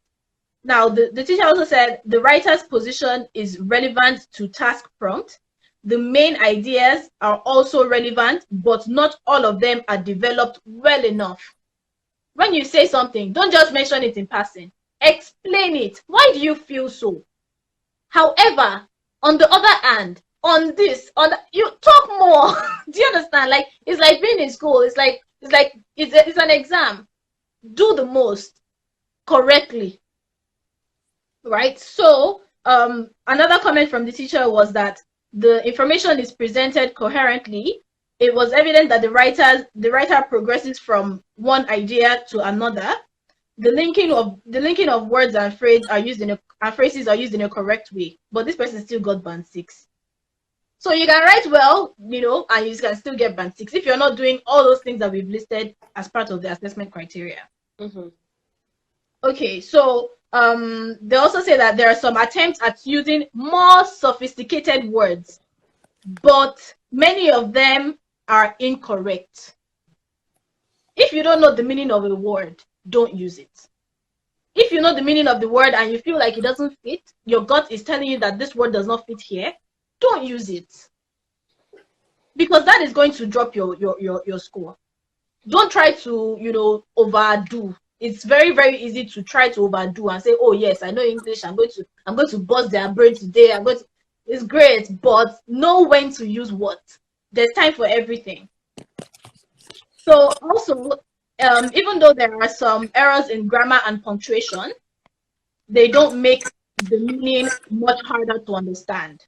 Overall, this essay seems worthy of IELTS band 6. Now, this is not from an official IELTS examiner. This is just from like an online post. So I have this. This is actually from a blog. They have lots of samples like this. A lot of samples from band 1 to whatever. They have all the samples. So if you want to go and have a look at them, you can have a look. So after all this hard work that this person puts inside, now they got band 6. Money, what do you understand? Money has wasted just because of these little things. So now you're in a position where you are able to go online and find resources. Now we're not even telling you to go and do that. We've done it for you. We've done it for you. Click on those links that we're going to be sharing and get examples. Read the teacher's comments on all these materials. Can I get in? Yes, please. So I have a few things that I put together for you for task 2. Feyi had explained that, it's 40 minutes. You have 250 words to write, and it's usually argumentative essay structure. So how, I always believe that you can master a structure and use that structure for any question they throw at you. So what is your structure is the question you should be asking yourself. Sorry for some of the typos here. I literally did this slide like 30 minutes before we started. So how I will structure this is 250 words, usually will be 4 to 5 paragraphs. Let's say it's 4 paragraphs. Now you want to develop each paragraph. So how I put some steps here. That step 1 is based on sometimes the questions they ask you, it could be problem solution, double question. If it's a double question type of essay, you have an opportunity to make it 5 paragraphs because there are 2 questions that you would answer there. If it's a single question kind of essay, you want to take a side. You say argue or support. That you can make it a 4 paragraph type of question answer. So to develop each of those paragraphs, you now have to think about how you want to structure it. Introduction, body 1, body 2, and conclusion. I think some of the good things that I found online, I found this one. So on, I'll get there, is whenever you want to develop these paragraphs, you need to take 60 seconds to develop your ideas. So you want, in your introduction, what do I want to have there? I'll get there. For your body 1, you need to have the idea that you want to discuss. You will have idea and sub-ideas. So it's your idea that you will develop, right? Maybe it's one idea that you have there or 2 ideas, but there are some sub-ideas. Sub-ideas could be example. You are arguing for something. Maybe there is some example that can help buttress that idea. So that's a sub-idea. Use 60 seconds to frame all of this. I know 60 seconds is nothing, but you need to have the idea that you want to develop, and some ideas can come as you develop the idea, or if they come to you right away, write them down. So develop the 2 bodies. It's important for you to develop those. Your introduction must be standard, and your conclusion must be standard. You need to have a logic that works. for everything, for your conclusion and your introduction. But the two bodies is where you really need to define what idea do I have and what sub ideas, what examples, or what stuff can I add here to buttress that. Let's be clear here. If they ask you to discuss a topic, they don't need you to turn it into a personal opinion of how you hate something and all that. Let's remember that it's grammar that they are testing here, not your emotions. So let's try to focus our argument such that we are doing what I explained earlier on to us, right? So there are different types of, so structure it, and after you've spent 60 seconds creating that structure for each paragraph, then write. So there are different types of essays. You could have it as a problem solution essay. You can have double question. You can have the agree, disagree essay. You can have state advantage or disadvantage. You need to be able to practice enough to know how each of these questions will come to you. You cannot just do one type or two types. That's why it's important to practice every day. So you could have come across different types of questions and create a strategy to answer. Now, let's talk about your introduction. I got this from Ielts, E2 Ielts, where Jay, there's this guy Jay, is very good. You want to find Jay on E2 Ielts, good guy. So please go and listen to all his YouTube videos. They are very educative. He talked about having a structure for your introduction, for your task 2, that you can have a 3-sentence introduction, which or your starting sentences. You can add a little more, but it's just bam. So the sentence 1 is a neutral background sentence. So you are not arguing for or against yet. You are just saying something in relation to the topic. Then sentence 2 is you rewrite the question. You paraphrase the question. And then the sentence 3 will now literally write out the question for you. So this is introduction. You want to introduce the topic. You may say, okay, let's now read an example, which I also copied from Jay. It says, so the argument is studying online is increasingly becoming popular. Do you agree that this should be the norm or not? Right. So Jay went ahead and wrote his three sentences, starting with the neutral background sentence. They asked you, they said, studying online is because they said, oh, studying online is a thing. Do you agree or disagree? I didn't write the question, but that's what this is looking at. So he now started with 1. Studying online is becoming increasingly popular. They said argue for or against. He just had that open sentence there. He wants you to know, before I argue or be against, this is becoming popular. Popular is introducing it as, why are you talking about this? It's becoming popular. Then sentence 2, it talk about each year, more students are opting for online learning as opposed to attending classes on campus. It's still introducing the topic. It's becoming popular. Then more people are now opting to do it online.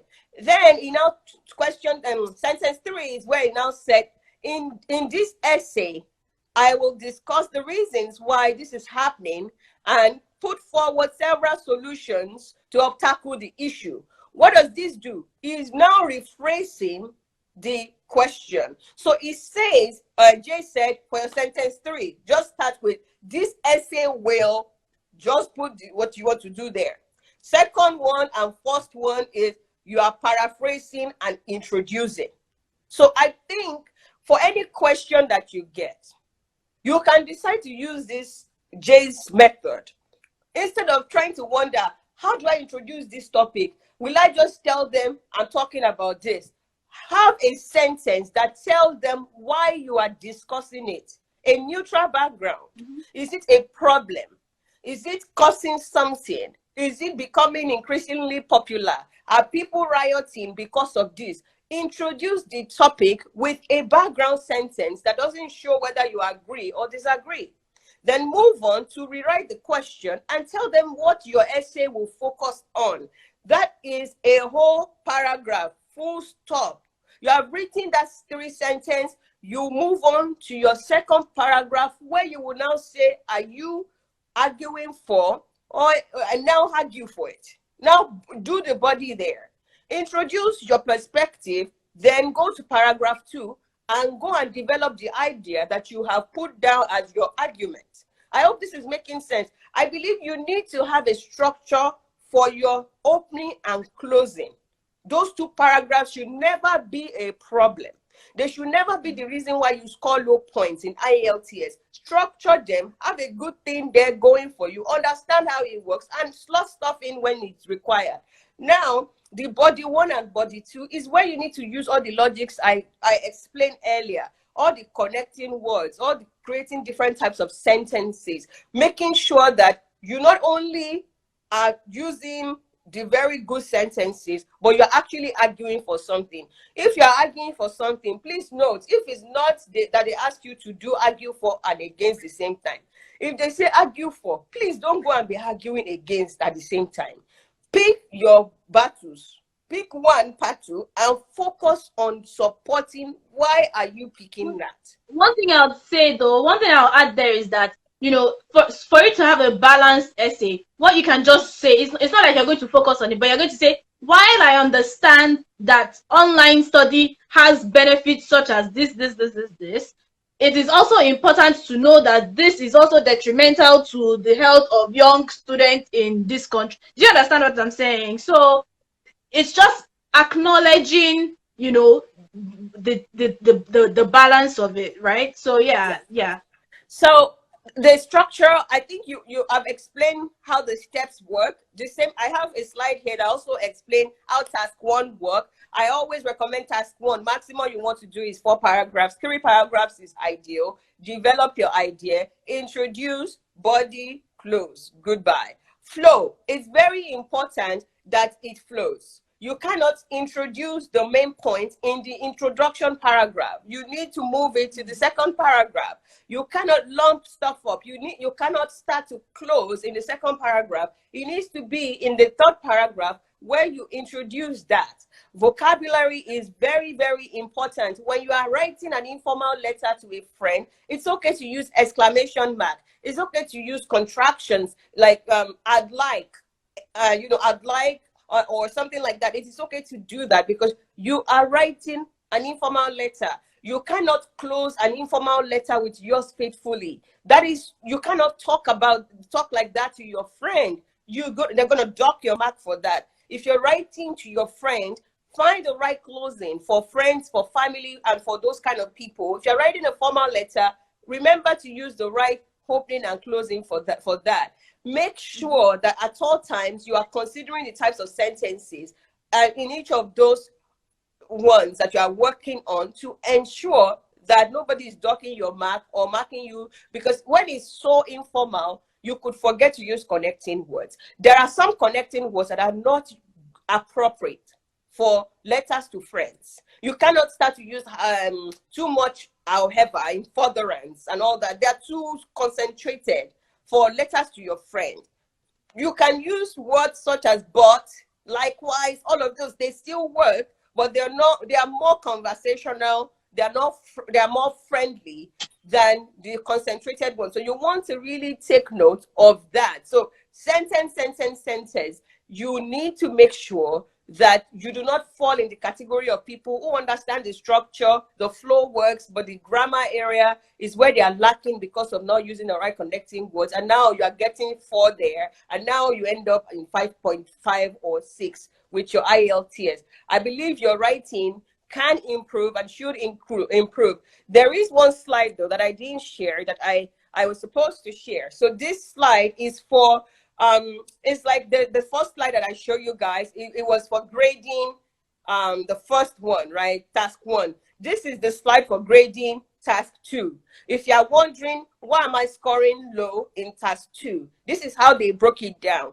I will not go through it since we went through it for task 1, but I want you to go through it to understand where you fall so that you will kind of know what do you need to do better to be able to score better. So we only have 1 minute 25 seconds more. Feyi, do you have any last words on writing? I promise you guys, we'll try to come back for maybe 20 minutes. My family, everybody is hungry right now. We already have guests, but we will come back for another 20 minutes to finalize. But any last sentence? Yes. So on this table, I'm just going to say that I have the link in my slides, just in the notes section. So when I give you the slides, make sure that you actually read the notes section, because there are links there that would actually help you and take you to this exact page, pages that you need. Okay, so I do have tips for writing. I believe time is up, so we'll just cover that quickly in the next next one. Guys, stay with us. Please call back in. We will just take this one, will be quick, straight to the point, and Yeah, finish we're at the up end the last already. one. I know you're already tired, and sorry, you know, myself and Feyi, she's my sister. So we just kind of joke a bit in this conversation today. I hope you also feel relaxed the way we feel relaxed. And I hope this is helping in any way. Please tweet.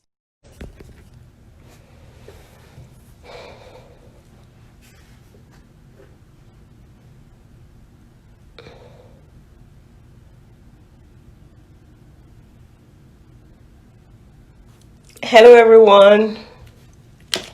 Thank you for coming back.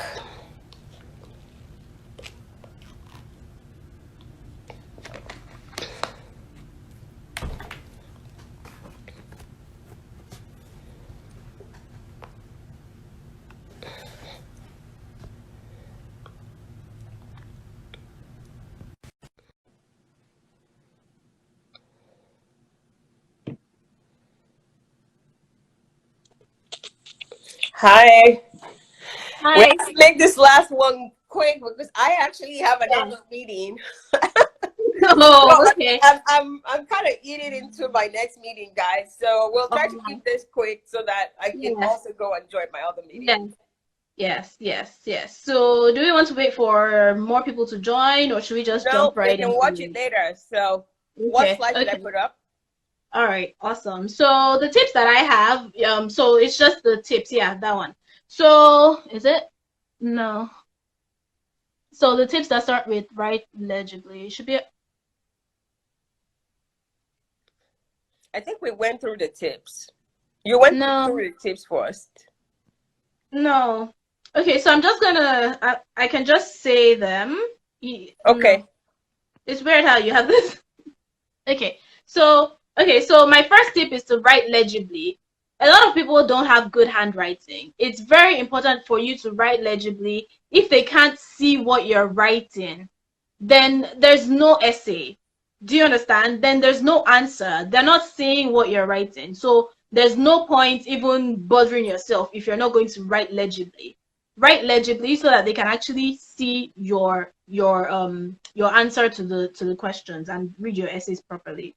Another thing I'd say is to manage your time properly. One thing about this writing is that you really have to time yourself. Nobody's going to tell you to stop task one now and start task two, next. You have to time yourself. Keep in mind that they don't allow wristwatches in the hall, so there's going to be a clock in the hall for you. Look at the time and time yourself with that. Don't spend too much time on the informal letter or anything like that.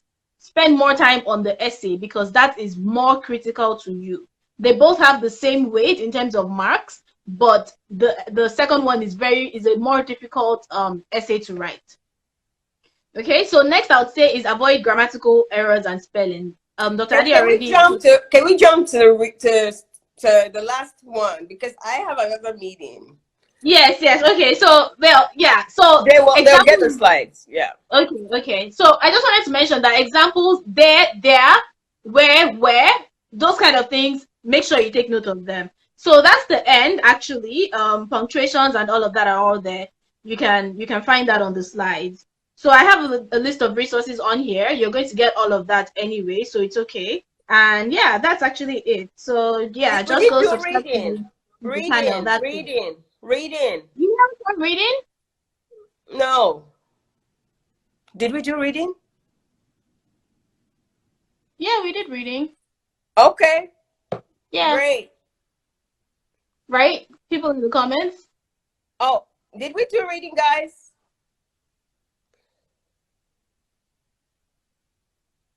Yeah, I think we did. I Oh, think we somebody did. said No? no. No. Oh, okay. We skipped that. Okay. So let me just go here. Let me just find my reading slides. Okay, so I have my reading format then. So yes, 60 minutes, 40 questions, 3 different sections. You can find this format again in the link of this particular slide that you're seeing.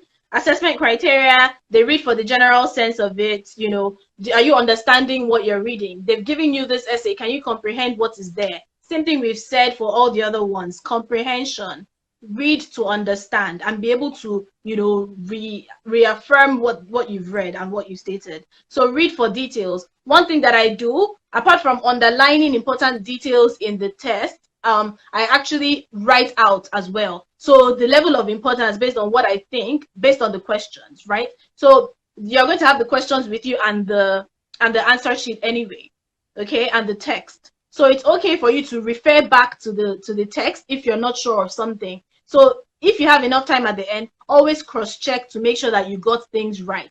So it's very important to do that. Okay, so the tips that I have for reading would be to be very quick. You don't have time. Remember, you have to read stuff. And these are 4 activities. You have to read all of them and you have to understand them and answer questions based on them. So there's really no time. You have to actually be fast. You need to train yourself on reading. There are apps that can help you be a faster reader. So train yourself on that. Comprehension again is key. Underline important details, like I just said. Focus on each material. Don't bring stuff from material 1 to material 2 and confuse yourself when you're answering questions. Make sure you don't do that. Also take note of errors when you're rewriting what it is, right? So it's a reading test, but again, there's a writing element to it. If you're reading and what you read, you can't transfer to, you know, to answer questions based on that correctly with good grammar, you're going to lose points. Okay, so yes, also refer to the text when you're confused, and yeah, just review your answers at the end if you have time. So that's reading. So I want to add a few things here. So there are different styles for reading. For me, in the past, what I do is I will read the questions first, because I'm not just reading. I'm reading because I need answers to the questions. So I'll read the questions first and understand the question. So when I go into the reading, I'm looking for answers for each of my questions and underlining those answers as I read and go back to the question. So if I found answer that is for social question, I'm going back and say, okay, that's the answer for question 4. So I put 4 there. Question 4, underline it. So when I'm now going back, it's easy for me to kind of go back and forth. Yes. I'm just like that. I'm not a reader that reads everything and go back and answer. I'm a reader that is actively finding my answer, because that's why I'm here. Read the question, go and trace the answer out as you read, right? But I won't suggest read everything, now go and look at the question, now come back. That's you don't have enough time for that. Yeah, I glance through the questions first, and then I read the whole thing, and then I underline anything that I feel like might be important to those questions. So yes, because of time. One size does not fit all. I've also heard from people who say, no, don't read the question and go back. Read, underline, and enjoy your reading and go back and look at the answers. Everybody's styles are different. I would explain that. Try to listen a little bit to different ideas from people. There's so many materials out there on YouTube and all that. Try to listen to different approaches and choose what works the way best for you. For me, I read a question, go back, trace it out, go back and make sure that's the right one. Put a number, my number for what that answer matches in terms of question, put it by that answer as I underline, so it's easy to trace. Everyone has their own strategy. Look for multiple strategies, try them out, see the one that work for you, and stick to that. People are asking for the mailing list. After this conversation today, I'm going to pin in my story. Please come back and watch my story. I'll be pinning Feyi's YouTube video link.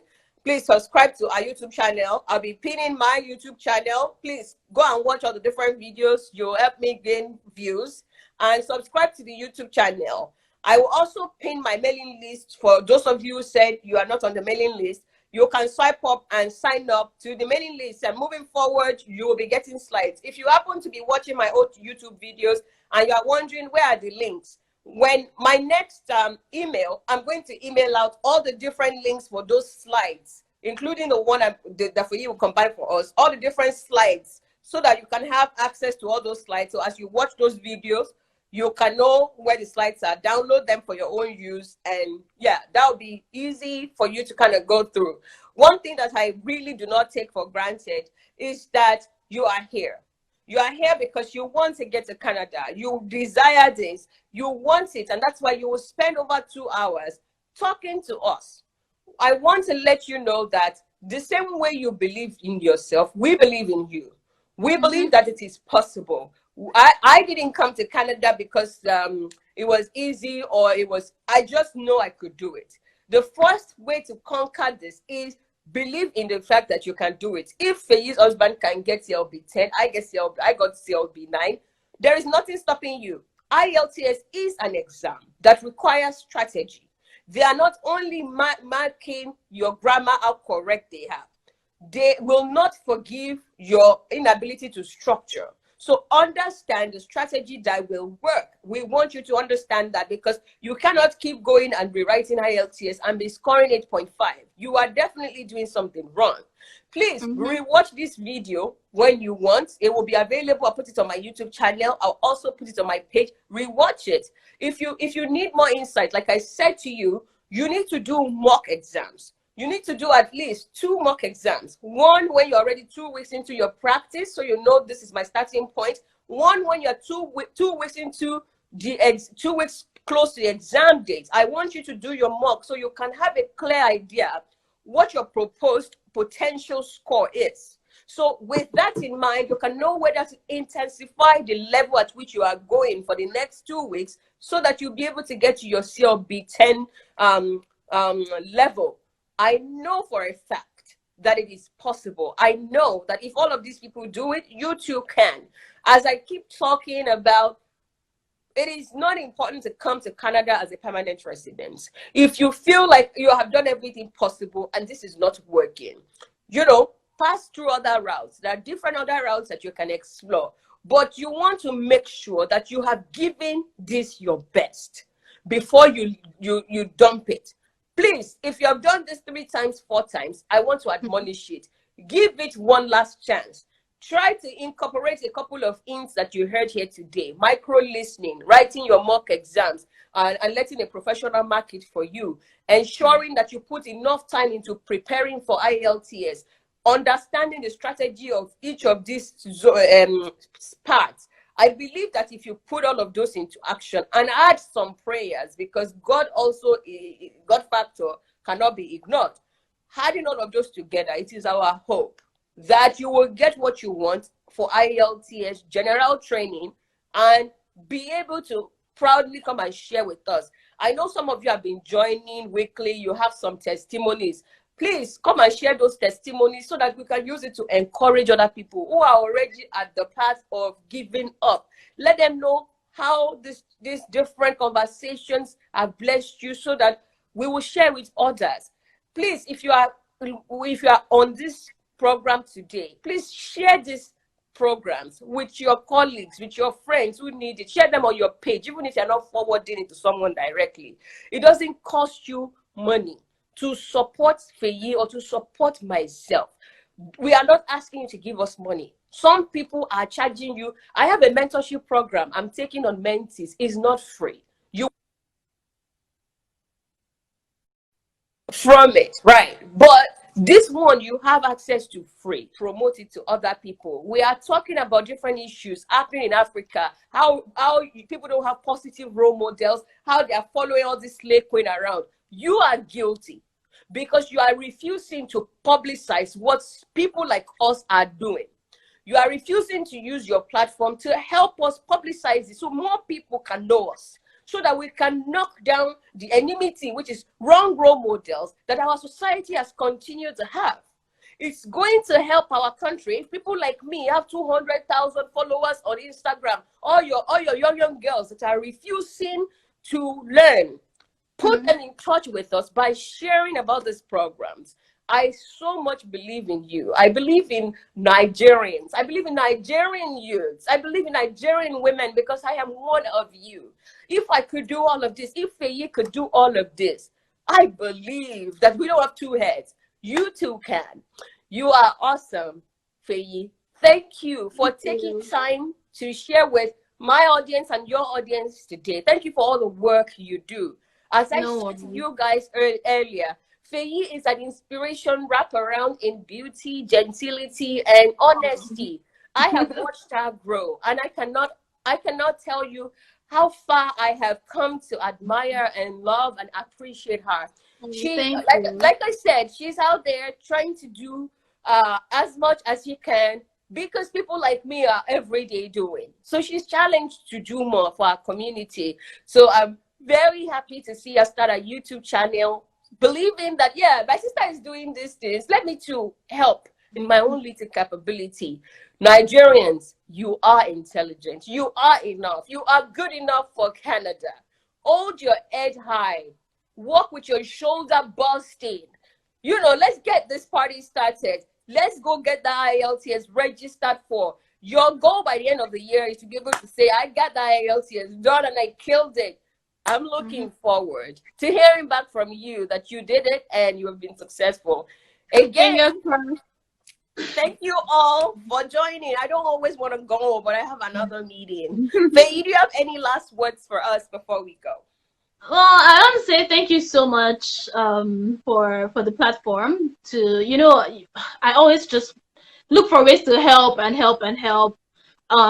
My YouTube channel is there for people who are trying to come as international students, as permanent residents. I documented my entire journey. I'm just sharing all the information that I can to put the information in your hands, and then you can go from there. So please try to encourage us. Don't just see this information and not act on it. Act on it. If you have a goal to relocate, somebody asked, can Canada take all of us? Yes. Canada is the second largest country in the world with only 35 Yes. million people. Canada wants you. They need you to boost the economy. So actually take the plunge, okay? So yes, take all these things that we've provided for you. All the resources are there. You have no excuse to not get CLB 9 or 10. And I really want to hear your testimonies, okay? Thank you very much for watching. Thank you all. Have a wonderful, wonderful rest of the day. And hopefully we all get to kick ass in this month of July. Stay safe out there. I love you. And this is goodbye. Bye. Bye-bye.